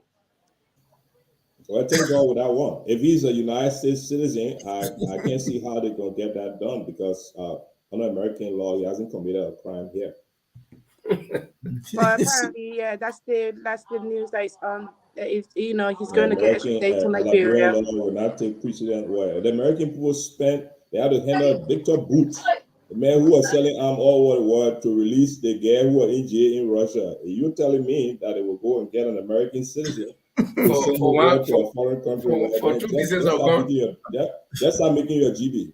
No, but okay, Cyrus, there's also, you see, I mean, people have been discussing this thing, looking at America, that is the world police. I mean, they can leave their country and go to other country to go straighten up things. But then you can set that in as America and bag on and send it to your country, to any country of your choice, without knowing the intent. So there should be, I think, they should be also vigorous to say, well, no, listen, you are our citizen, we agree, but you buy this thing here, the thing is harmful, okay? And you're sending it, and the purpose for which you're sending it, we don't know, so don't let it go. This is some of the argument that people have been making, that America should be proactive to stop those kind of things. So Linford, let put it in perspective. I agree with you 100% Let's on not be that. sentimental here. Mhm. Buying guns in America as a private person, certain category of guns, is not against the law. No, I know. I American law also protects the right to private property. So we have to establish that this guy who bought his private guns legally violated the law by sending it to Liberia under American law. Now, in Liberia, they can make a claim that, okay, you're not to import guns in Liberia, and this guy smuggled gun to Liberia. You were making a case here. I think Chope, you said that in fact the container may have been for somebody else, right? Yeah. So for you to even establish that this guy smuggled gun to Liberia, you have to attach that gun to him from a documentary standpoint. Mhm.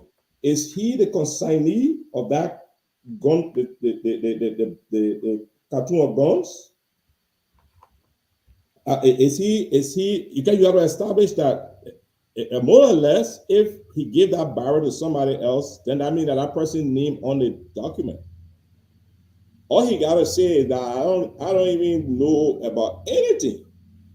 So and I'm trying to take the sentiments out of it. You, as a government of Liberia, do not have any prima facie evidence on the basis of which you can require the United States government to extract one of its citizens to come to your country when he has not committed any laws in the United States.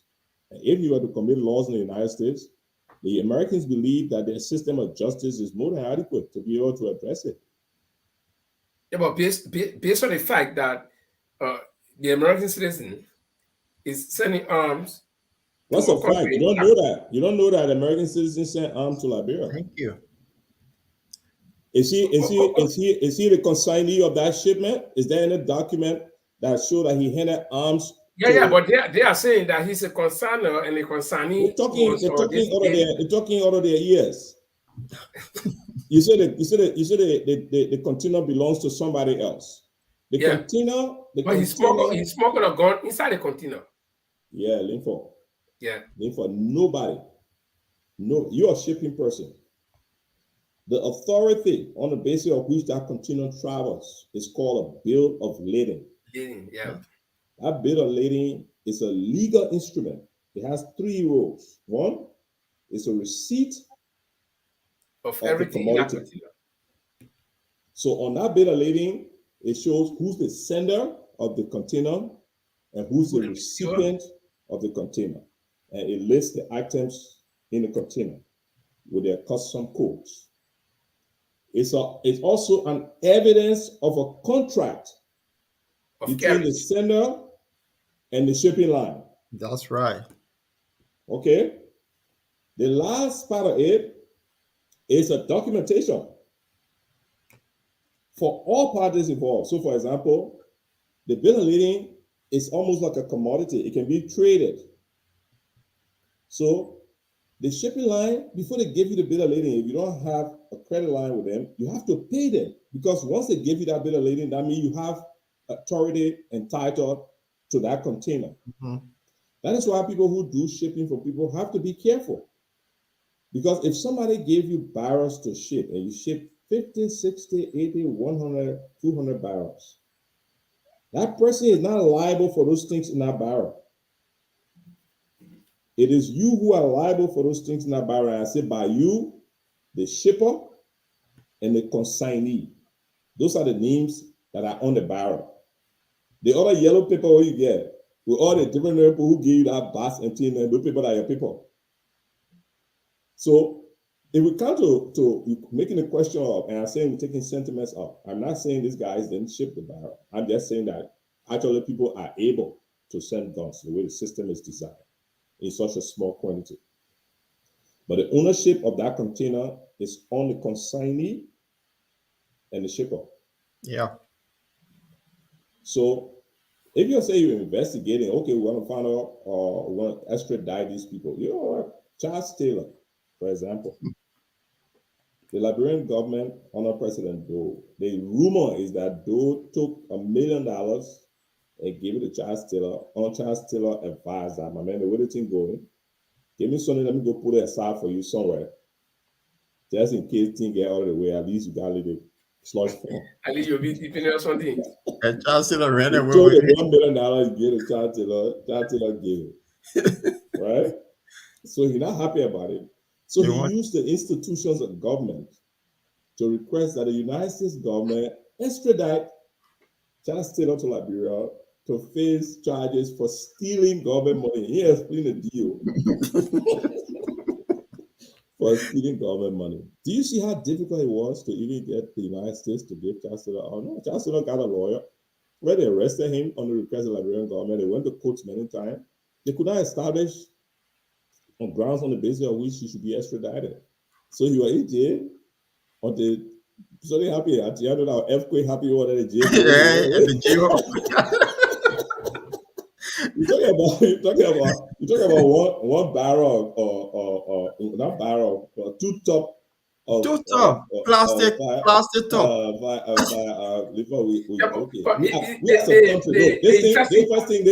This thing is purely a smuggling matter between customs and the police. They should have dealt with over there. That's not even public. They created a security scare in the country, and it undermine the security of the country itself that they are responsible for.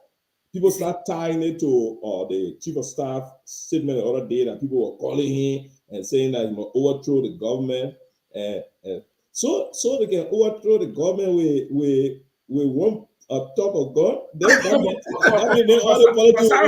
We can start putting money together. Yeah, but logically speaking, you got the military barracks, all two, BTC and Shuffling and even your 72nd, all of them right within the city limit. Okay, then if I want to overthrow government, with 26 pieces of gun, because we're stepping all right to 25, 26, so and some of the guns were not even having shot, and some of the shots could not match some of the guns according to them.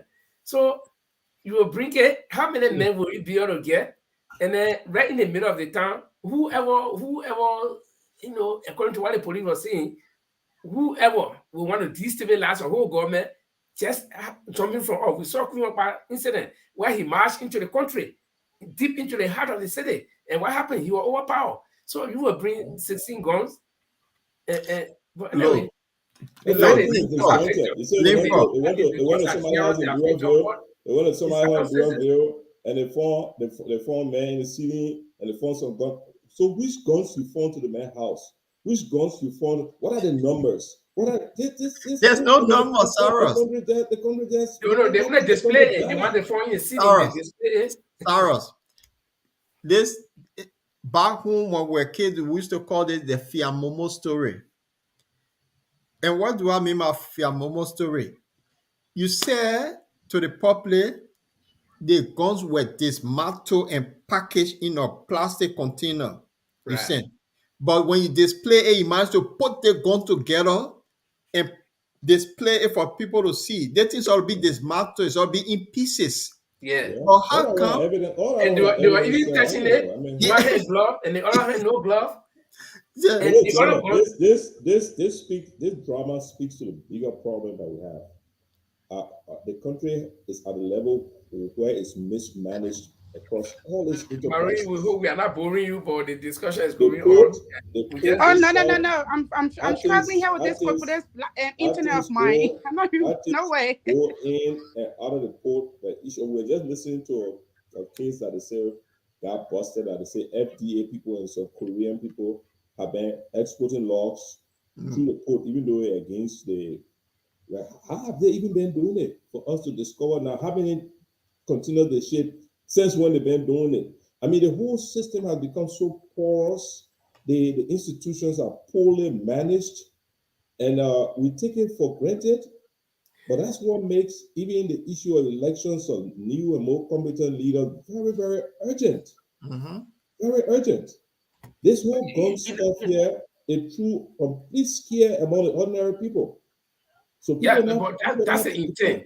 That's the people not intent. becoming You know, I mean, I think analytical. let's drag in the political side of it now. That's the intent. Create fear and then make it people. Okay, the last time we had a program, the first time we talked about this was last week, Saturday, I mean, or Friday, and Patrick Sulu made this particular statement that the elections will be okay. People should not panic. Nobody's going to fight war on the elections day, and these guns should not be used on election day. You know. So they do that to create panic in the people.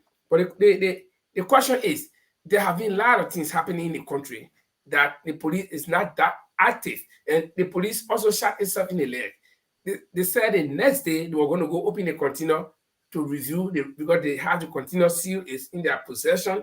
They will go open it next day. And the journalists asked, are you going to invite us? They said, if necessary. But since that time, we have not heard anything. Maybe nothing else was inside. Yeah. Because I just want my top. Whoa. So that's it funny. You know, they gave the name of the broker of all that Yeah. clear container. And usually when container leave the port, it goes to, they take it to what? The person who goes Who's to the carry. container? They send people from LRA, custom, and police, all that they follow to make sure everything on that bill of lading is what in the container. Mm-hmm. Now, when the first two boxes, plastic box, they took, that's where some gun drivers say, oh, let's check. And the check was just the two boxes, nothing else. You see? I suspect because they also for ordinary shippers who do not have a track record and who are not filling all the pre-shipping stuff, they will open the container right in the port there, in the what they call the old beaver yard. Yeah. Just recently I offloaded my cars there. They will open the container there and they will take everything down and validate it, and they will put it back, right? And I said validate it, it mean that everything will match. Yeah. And that's something they'll see it, you can compromise all that one and put it back. So I feel they probably opened the container there and were checking, and they saw this top with the guns inside. Yeah. So this gun that is sent to Liberia, Everybody was not in agreement. You know what I mean? Everybody was not in agreement because Mary is asking. Mary, what did you say? They said the gun they sent to Liberia. What was the main purpose of it? They, is it for what? To go start a war or for just for his Who, own who will fight war with personal gain? Like, So you know, sell I it don't, to people. what was Nothing it? more. Because I believe I- in 100% this day and that's time, sending gun to the seller. Liberia, the election kept very close. No, that business Wow. this guy been doing, not his maybe business. he's been making that business. Okay, that's the secret. and that's not new. Be not deceived. That's not new. People buy guns here, sell camera and sell That's it. the Some people secret. even solicit. Some people even solicit you. Kind of say, my man, Yeah. where you going to the state, my man? You buy me they are 45 and tell my man, how much you think it costs? Somebody say, my man, I'll buy that thing for $450, give me 900. You know what? It can't that common thing. That be realistic. That's Yeah, not the yeah. thing about Cyrus, I Yeah. was on the Congoton back row, and this hungry guy came. He was not hungry, but he needed money urgently. I think his daughter was ill, and he said, "Look, I was just talking something. I said, if I decide to live in Liberia, I will have an arm." He said, "Look, if you give me $280 now, I can give you an arm."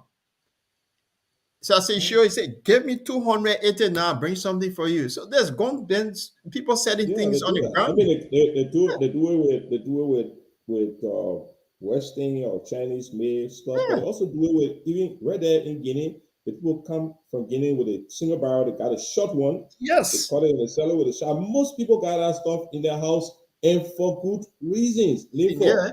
And we You have know, the thing but about they trespass just in go to people's Liberia. house, they rob people's house, they chop people, call license. Yeah, so most people who are conscientious of the safety, they invest in even those rudimentary guns. I mean, years back, I was living to Virginia. I'll make this confession. I was living to Virginia. Somebody sold me a gun. So I had it in my place there, living all alone on the beach. I don't want to shoot nobody, right? So what I No. used to do every evening, I would go outside and I would fire in the air. Yeah, you know, Is it unrubber? that's all. Yeah. So when I appear, that's all. That's what people know. Say, nah, yeah, Now you have something there. I mean, yeah, so my brother came on the stage one day and was visiting with me. He used to be in the army. So I went in the back there to go, not even to go and shoot my one shot. So he said, how many shots left? I said, I think about 3 rounds. He said, shit. Well, the people come here, you know, nothing.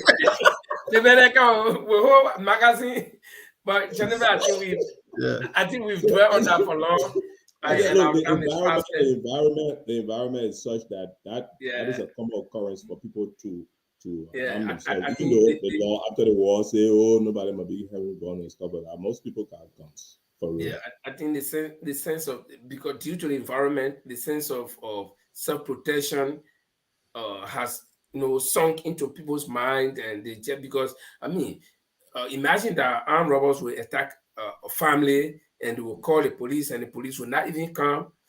So I mean, the first law of nature The is police self-preservation. doesn't have So the police doesn't have the capability. Look, That's right. I went in my apartment one time. In fact, the person may have been in the apartment. It's fenced in. I entered the apartment, I dropped my laptop bag to the dining table, and I was on the phone with my wife. So I went in the bedroom and I stayed for 5 or so minutes. When I came back, I wanted to complete some work. I can't find my laptop. hmm, I just brought my bag. So I look around. Oh, then I look in the back of the kitchen and I see footsteps going to the back.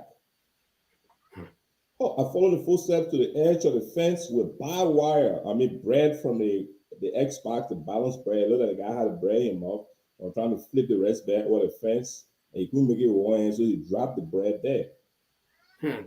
So imagine if I ran into that guy and he had a color lights or something right in my house. I could have gotten screwed up. Then I waited in the morning, it was like 11, 12, and went to the police station close by there to report the crime, because there's a notion in Liberia that, look, the police people know all the people that can do this stuff. I wanted a laptop back because I had the American people laptop, all the different things in that bag. I wanted to have the man that all sleeping on the bench. Right Hotel Africa Road. So I woke them up and said, look, I got a crime at my place, you know. They gave me one piece of paper, I'm gonna write down everything. I wrote it down. The guy said, okay, $1,000 to file the case. So I said, $1,000 for what? They said, oh, to file the case. I said, then after that, what? They said, oh, we'll get a team, the lazy, we'll be looking around. Anytime we see something that I will call you, so you can kind of look at it, whatever I stuff. I said, you really, the guy just screwed me there. Now you're trying to take $1,000 from me again, like ass straight. And they plow there. I love it. Where nothing kill and I would nothing kill. So most people don't rely on the police and things to be able to defend themselves and the family. You know, even But those who are in wrongs. and I can assure all of us here on this panel that this will be the same case with the gun issue. Nothing will come out of it. The huge amount of cocaine that they seize, they say they burn it, and nobody's even going after who brought it in the country and all these things. So this is Liberia. Yeah. But, And it might not be that they're deliberately trying to cover, maybe, but in general, you just don't have the right people in the institutions. The institutions are not fully equipped to be able to pursue this thing. So everything will get hang on. And that begs why you got a small arms market for people to protect themselves. I can tell you for free. That whole talk, the only thing the guy who bought it and Sunday they just lose. But the police people, guess what? Let's try this, Linfo. Give it probably this time next month and ask the police people what do guns are. All go on the market. They're really divided. See, but man, I wonder what can tell the double shot. But Sarah, the thing here is the police people been involved in armed robbery because my own classmate, he was suspended from the police on this. If you remember the name T. Swan, during Chris Massacre time, he was big man in the police, and his weapon, his serious number on our weapon, were found in somebody's house for armed robbery. So he was suspended and he was under investigation until Ellen left office before they brought Patrick Suru. Then they brought him back into the force. So it's nothing common here. The police will always give all their arm for those things because they are hungry police. I mean, the country high. Yeah. So I'll make a disclaimer. You're swearing on my man too. So I know what I'm swearing. I'm telling you. But Patrick, I will make a disclaimer. That poor friend. That's my friend. That's my own blood friend. I'm telling you. But Paul, you make the point though. The whole idea of people desiring small arms in Liberia and the opportunity to get it actually exists. And I believe 100% that was what behind this whole stuff. Somebody who probably been buying and selling this, the people won't want to take care of themselves. Jefferson their top and somehow it got caught. Yeah, I think the police only acted in the whole drama. They dramatize the whole thing. But finally, let's look at one thing that we'll just spend 2-3 minutes on each. Prince Johnson is now singing different kind of tune, although everybody know how unstable, how unpredictable Prince Johnson is. Prince Johnson has at several times, lambasted President Weah, describing all kinds of ways, but then he will go back again. But he has started singing another song. The question is it because elections are coming and Prince Johnson want to have a higher stake because he will do this thing? Remember that he's sanctioned for something we call pay for play. But so he cannot sell vote now directly. So he's trying to create a condition that if you want me to support you, why he abandoned me and all these things. And he has been throwing hints at President Weah. And the interesting thing about the two guys, Weah and Prince, is that they will never call a press conference to do their thing. They will always go in the church. It said that they are under the protection of God. That in the church they are saved. Jonathan just give you a view. My man, Saros, please, before you come in, Marito, I will come in because this church business, I must say, are into this God business too now because the way everybody going for church now, I think my own church too will be one of the best church in Liberia. Mary, why you take all this? The president is going to church. Prince Johnson they all have churches now in Liberia, including me. Oh, Mary, just before you come in, when they go, the thing they're supposed to say outside, they will say when they go to church. I'm not laughing at my God. I believe in my God. I walk with God. But the fact of the matter is that even our president of the United, I will call it United States of Liberia, having a church. The main president has his own personal church where he bring all the journalists, the rapper. Then the other day I was watching George Weah was actually giving talk to his rivalries them in the house of God. I couldn't believe it. I said, hey God, my people, this is not the place for you to do it. So what he and Prince Johnson now going as well to open another church as well? Is that what you say? He No, got his own he got a church. church long time. Yeah. But the two of them they can only talk to each other unless they can only make palaver when they go to church.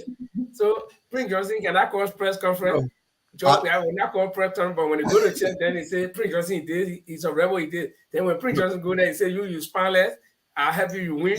Then you throw me away. look, the thing here, I love Liberia. Liberia is a very interesting country. I sometimes become like with a comedy. It One looks like a thing here comedy is ground. It looks Prince like a Johnson comedy now ground. is looking for money. Yeah. And the money he's looking for, he have to go to the church and throw talk. When he throw talk, then the other person will go in there on a church too and throw talk. Then they'll go behind closed door and say, look, for for the for the public, we have to throw talk. So let's go to church. This man looking for some sort of money, and he looking for that security that because he know at the end of the day he might face the war crime. So Prince Johnson will do everything to get to where he need to be. That's why he throwing talk. He know he's not going to go on the other side. So he going to use the church the same way the president can use the church to throw talks on people. Prince Johnson have a way of using the church. And then he'll quote the Bible. So Cyrus, and before you come in, I just want the public to listen to the Prince Johnson throwing talk to our president. The thing too funny. Insulting me? Am I forced to support you? If I give my support to you and you happen to win and you are empowered and you do not have your own thinking and people are telling you I'm a rebel leader, don't affiliate with me, and for 3 years and a half you cut off from me, you didn't know before I was a rebel leader, and you came to seek my support.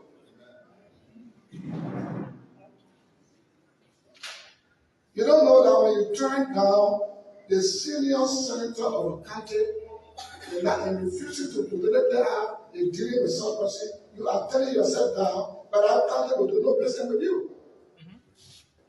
Liars. It's poor relationship. Liars. We have our choice of freedom. God gave us freedom of choice. And the Lord says, He does not come down from heaven to give you bread. He goes through vessels. God uses people to help you. When God uses people to help you and push you up, while they are pushing you up, those who hold your foot to bring you down, when you succeed with the effort of those pushing you up, who do you prioritize? Those who push you down? No. That's the reason I'm backing off. No, it's funny. Actually, it sounds funny, but he's making point though. Yeah. Yeah. Yeah, he's making point. He's making We are in a points. political season. Lanford, he's making points, but in the wrong environment.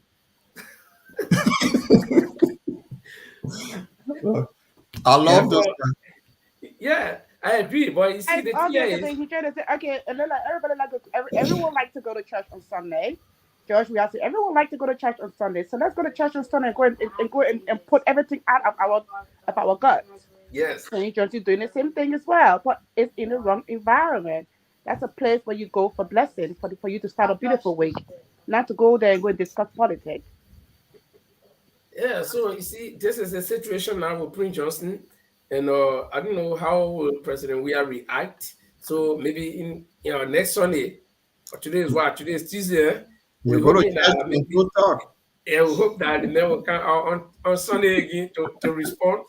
But so this is the political season, and we hope that Liberians will build up that muscle. They will build up, that resistance to all of what we see. There will be a lot of things happening.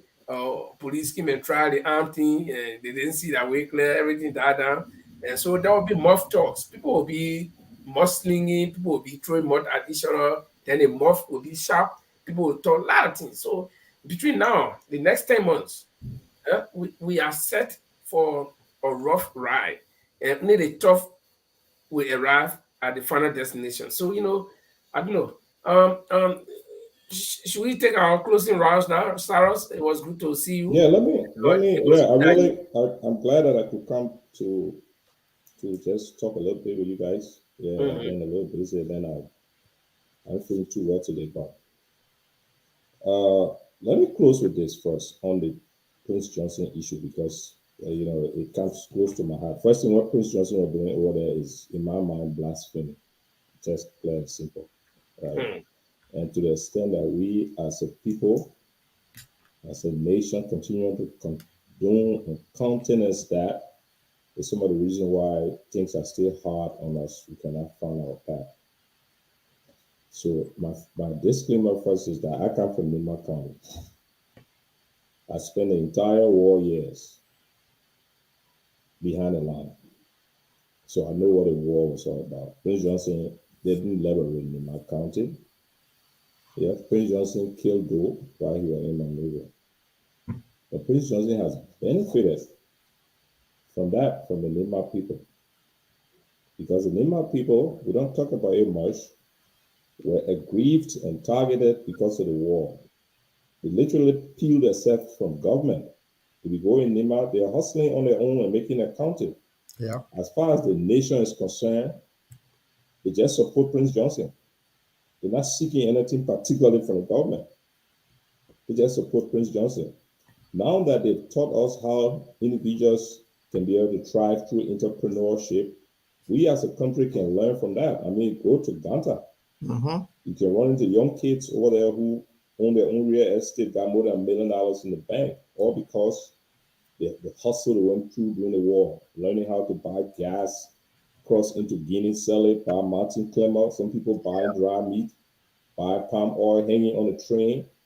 Once they learn to earn their own money, when things stabilize, they became traders, and that's how they become very successful. Prince Johnson, on the other hand, after running away and returning from Nigeria, has held on to this fact that he killed Samuel Doe. So he liberated the Nima people. So the Nima people vote for him all the time.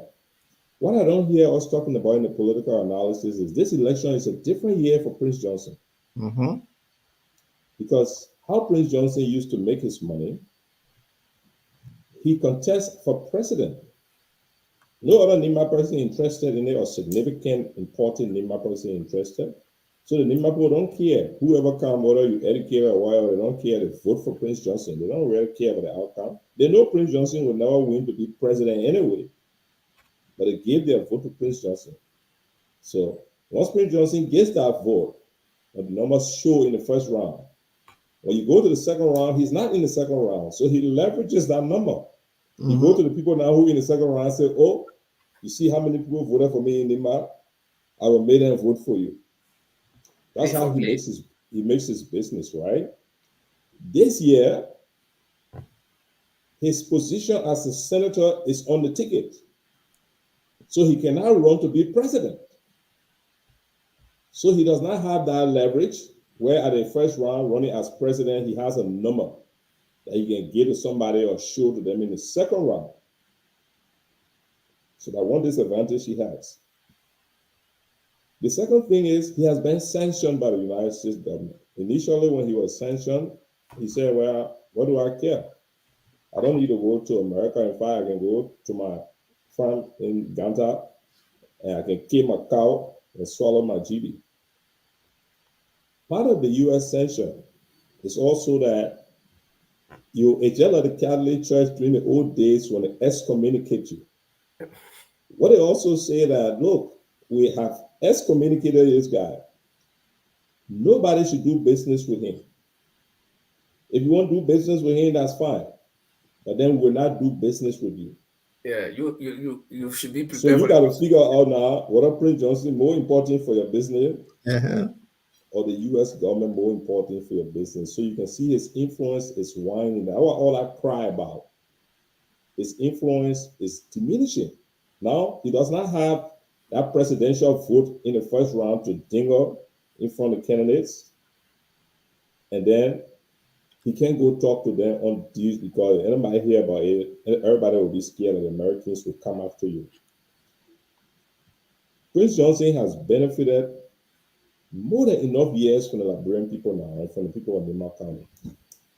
One of the reasons why we are where we are, and I've said it over and over every time we appear on these programs, for, is that we have not made people accountable for the atrocities of the war that have gotten all our people spread around the country, has destroyed Oh, our country. oh wow. If we cannot take care of that, not much will happen for us. That's why it's easy for people to steal our money. That's why it's easy for people to kill somebody, because they feel nothing can come out of it. There's a permeation of impunity. And we wait until all these people who have primary responsibility for those atrocities die out, and we miss that opportunity, then we will not get the chance to actually build in our people that sense of accountability. And I'm accusing Prince Johnson, but I'm not judging him, because there is a presumption of innocence. That's why we are all asking for the establishment of a tribunal, the War on Economic Crime Court. The other day, my friend Louis Brown was besmelled that he's a rebel, he committed war crime. We can get rid of all that if we set up the War on Economic Crime Court, so that all those who are suspected of anything can have a chance to go to that court and defend themselves or be prosecuted. Because if we don't do that now and that opportunity pass, we will miss the chance again to repeat for our country to understand that there's a reason why there are rules. And if you don't play by the rules, it's just like a jungle. Today we're talking about somebody exporting gun in the country and the police going haluba on it. Mm-hmm. Any reasonable person in Monrovia know exactly what happened.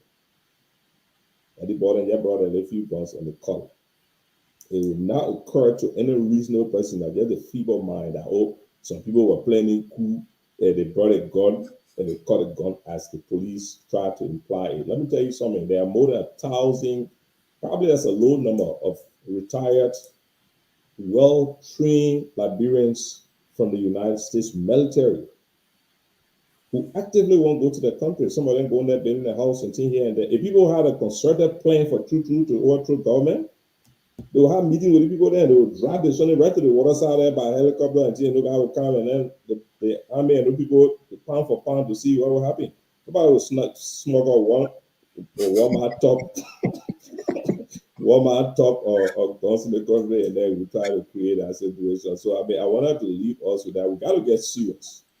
We got to get serious about our country, because we have another opportunity coming again, and we are going to go back down there, join the rest of the people. We're going to make the case to our people. If we're going to move this country ahead, we have to have serious leaders that will come in and give the country a chance to resuscitate. At the same time, as we go to the elections, we need to hold our leaders also accountable. Ellis Cummings is my buddy. I think he's the best qualified man to run the country. But $70,000 getting missing from somebody who gave cash to them, we need to find out what happened. That's not the way we think he can run financial affairs, but he's much more trained, better for that. We can't leave that hanging. You need to explain to us what happened, so that there can be medications in the future. That's what I'm concerned about. We got to think about our country. All these shenanigans and these funny things that are going on, and things that we need to move away from here. So focus on the standard. What do we do to make our country better? Every Liberian all over the world, no matter how successful you become, have a yearning to go back home. We want our environment that will be created for us to go back home, all of us, to develop our country. So I'll leave you guys with that. I know I'm a little emotional, but I'm got the cold in my eye. I don't mind anything else. I keep going also while I leave from here, whether I'm going to go to smoke and then drink the Hennessy, or I'm going to drink more lime. Yeah, my man. I think you need to listen to Prince Johnson Church. Maybe it will help and heal you too. So that's that's blasphemous. I can't even go to Prince Johnson Church. I mean, first thing, Prince Johnson, the gospel he preaches require for you to confess your sins and repent. Yeah. So he need to start from there first. I think he should take advantage of the War on Economic Crime Court. Absolutely. So he can cleanse himself. Look at Butt Naked. Yeah. He has repented and he's calling for the court People Yeah. accuse Yeke who they say Yeke was a soldier. Yeke anxious say bring the war and economic crime court so that I'll be able to make my case. I exonerate myself. If I did something, let me be held accountable. The last person I've heard saying that is Prince Johnson. When you mention anything but war, economic crime court near Prince Johnson, The crowd just make won't. sure your food not near him. You put poison inside. Oh yeah. Okay, guys, but thanks a But lot. Bob But Maker always still good to alive. hang out with The you. Bob Maker guy, he's still alive in Liberia. Yeah, Yeah, he's alive. Yeah, He's Saros, alive. it was good having you on, and definitely you made a lot of clarity regarding this container business. I think was good, and people just run with it. I think the police just blew it out of proportion Yeah. because they just wanted to scare the nation, and And nothing. let me, Paul, let me restate that. So in case some people join us late, it is not a difficult thing to put a gun in a container and ship it to Liberia. For somebody implying that they got a sophisticated place, they were scanning or nothing like that. Anybody who really wants, they got their own gun, they bought it, they want to put it in a barrel or hide it in a car and put it in a container and ship it to Liberia. It is possible. It is not difficult at all. Yeah. Okay, guys, so let me go, right? Okay, but we'll catch up. Thanks a lot. Have a good day. Yeah. Yeah. Lovely to meet you. Yeah, me too. Linfo, you muted, so you muted Linfo. Sorry. What I'm saying is that next week we might start putting the political leaders that want to be president. We got to start weighing them against each other. You know, why would you want to leave Paul to make me president? And I think we got to start doing that now. This is campaign time. We got to start making case for people. That's absolutely right, Linfo. And this is what I've been saying. We have to look at all of them platform. I know only one person don't have anything they running up because they are the incumbent. They only some will defend their record what they did. But those who vying for the office, let's see what they have. And yet let the public know which one have the best. So it's something that we need to start doing ASAP because Right. a lot of people. This is about educating people on how to vote to inform their decision on making a sound judgment. We're not doing it, so let's take our time and go through. This is where Unity Party is offering. This is where Taiwan Party is offering. This is where Communist Party is offering. And let people see the best one among them and make that decision instead of people just go and buy, oh, this person must be number one to this person, must be number two to that person. The person been there for since 1939 and this one just coming, all that thing is just nonsense. What they got to offer the Liberian people and how where they want to take the country, because you can't be doing the same thing every time you say you expect the result. No. When Barack Obama came, he made a plan, say we'll change America this way. And he said, yes, we can. They deliver what he wanted. In the UK, Tony Blair had the thing they say put us in and now three things around education. Apart from those three, don't judge us or anything. What are those political parties offering us in Liberia that we will benefit from? We should look at their platform and say, look, this man want to offer this, they won't want to offer this. Among all of this, what is best for people so they can make that sound decision to vote who they want to vote for? That's Okay. yeah. That's exactly how it's meant to be, Ron. Exactly like that. Because over here we are giving choices, and we are giving choices on like individuals and parties. Like say for example, Conservative, we give choice. Labor, we give choice, and I think another one called another party again. Liberal Democrat. Libra, yeah, we have choice. So there should be a global. It's like what Paul is saying. It's a global, um, you know, um, stuff that leaders should put out for all of their citizens. Yeah, I think that's what we're going to start doing now. Try to, if possible, we can get people from their camp to come and tell us what they want to offer. So it doesn't have to be top person. Some of these ordinary people who support some of the people who can get them, they can come and just tell us why they think they should vote for this person or whatever. So I want to say thank you very much for those of you who watched us today. You are very important to us, and because of you, we are here. Dad Wogon, Spencer Brown, Madam Chiripley, she's always here. We want to say thank you. And there were some other new people that joined us. So we'll be here again on Friday, bringing you, like what we said, we'll try to scout out people there. People, if we can get anybody to come and talk for their candidate, we'll try to discuss what we know about them and what we think their platforms are and what they can offer, and we'll compare. So on this note, we'll let us say thank you very much for being with us. And Paul, I know you usually take us home with one song, and I don't know whether you want to make a choice today or you still want to do the same song. So No, I love for us to go home with the Buka dancer because I love this music. It cracked me. And Marie, it was good to have you back here and hope to see you next week again. But next week we'll talk behind the scene and then we'll come up firing. So to all of you, I'll say thanks for joining us. And then we want to leave you with this beautiful music, the number one hit from the university student.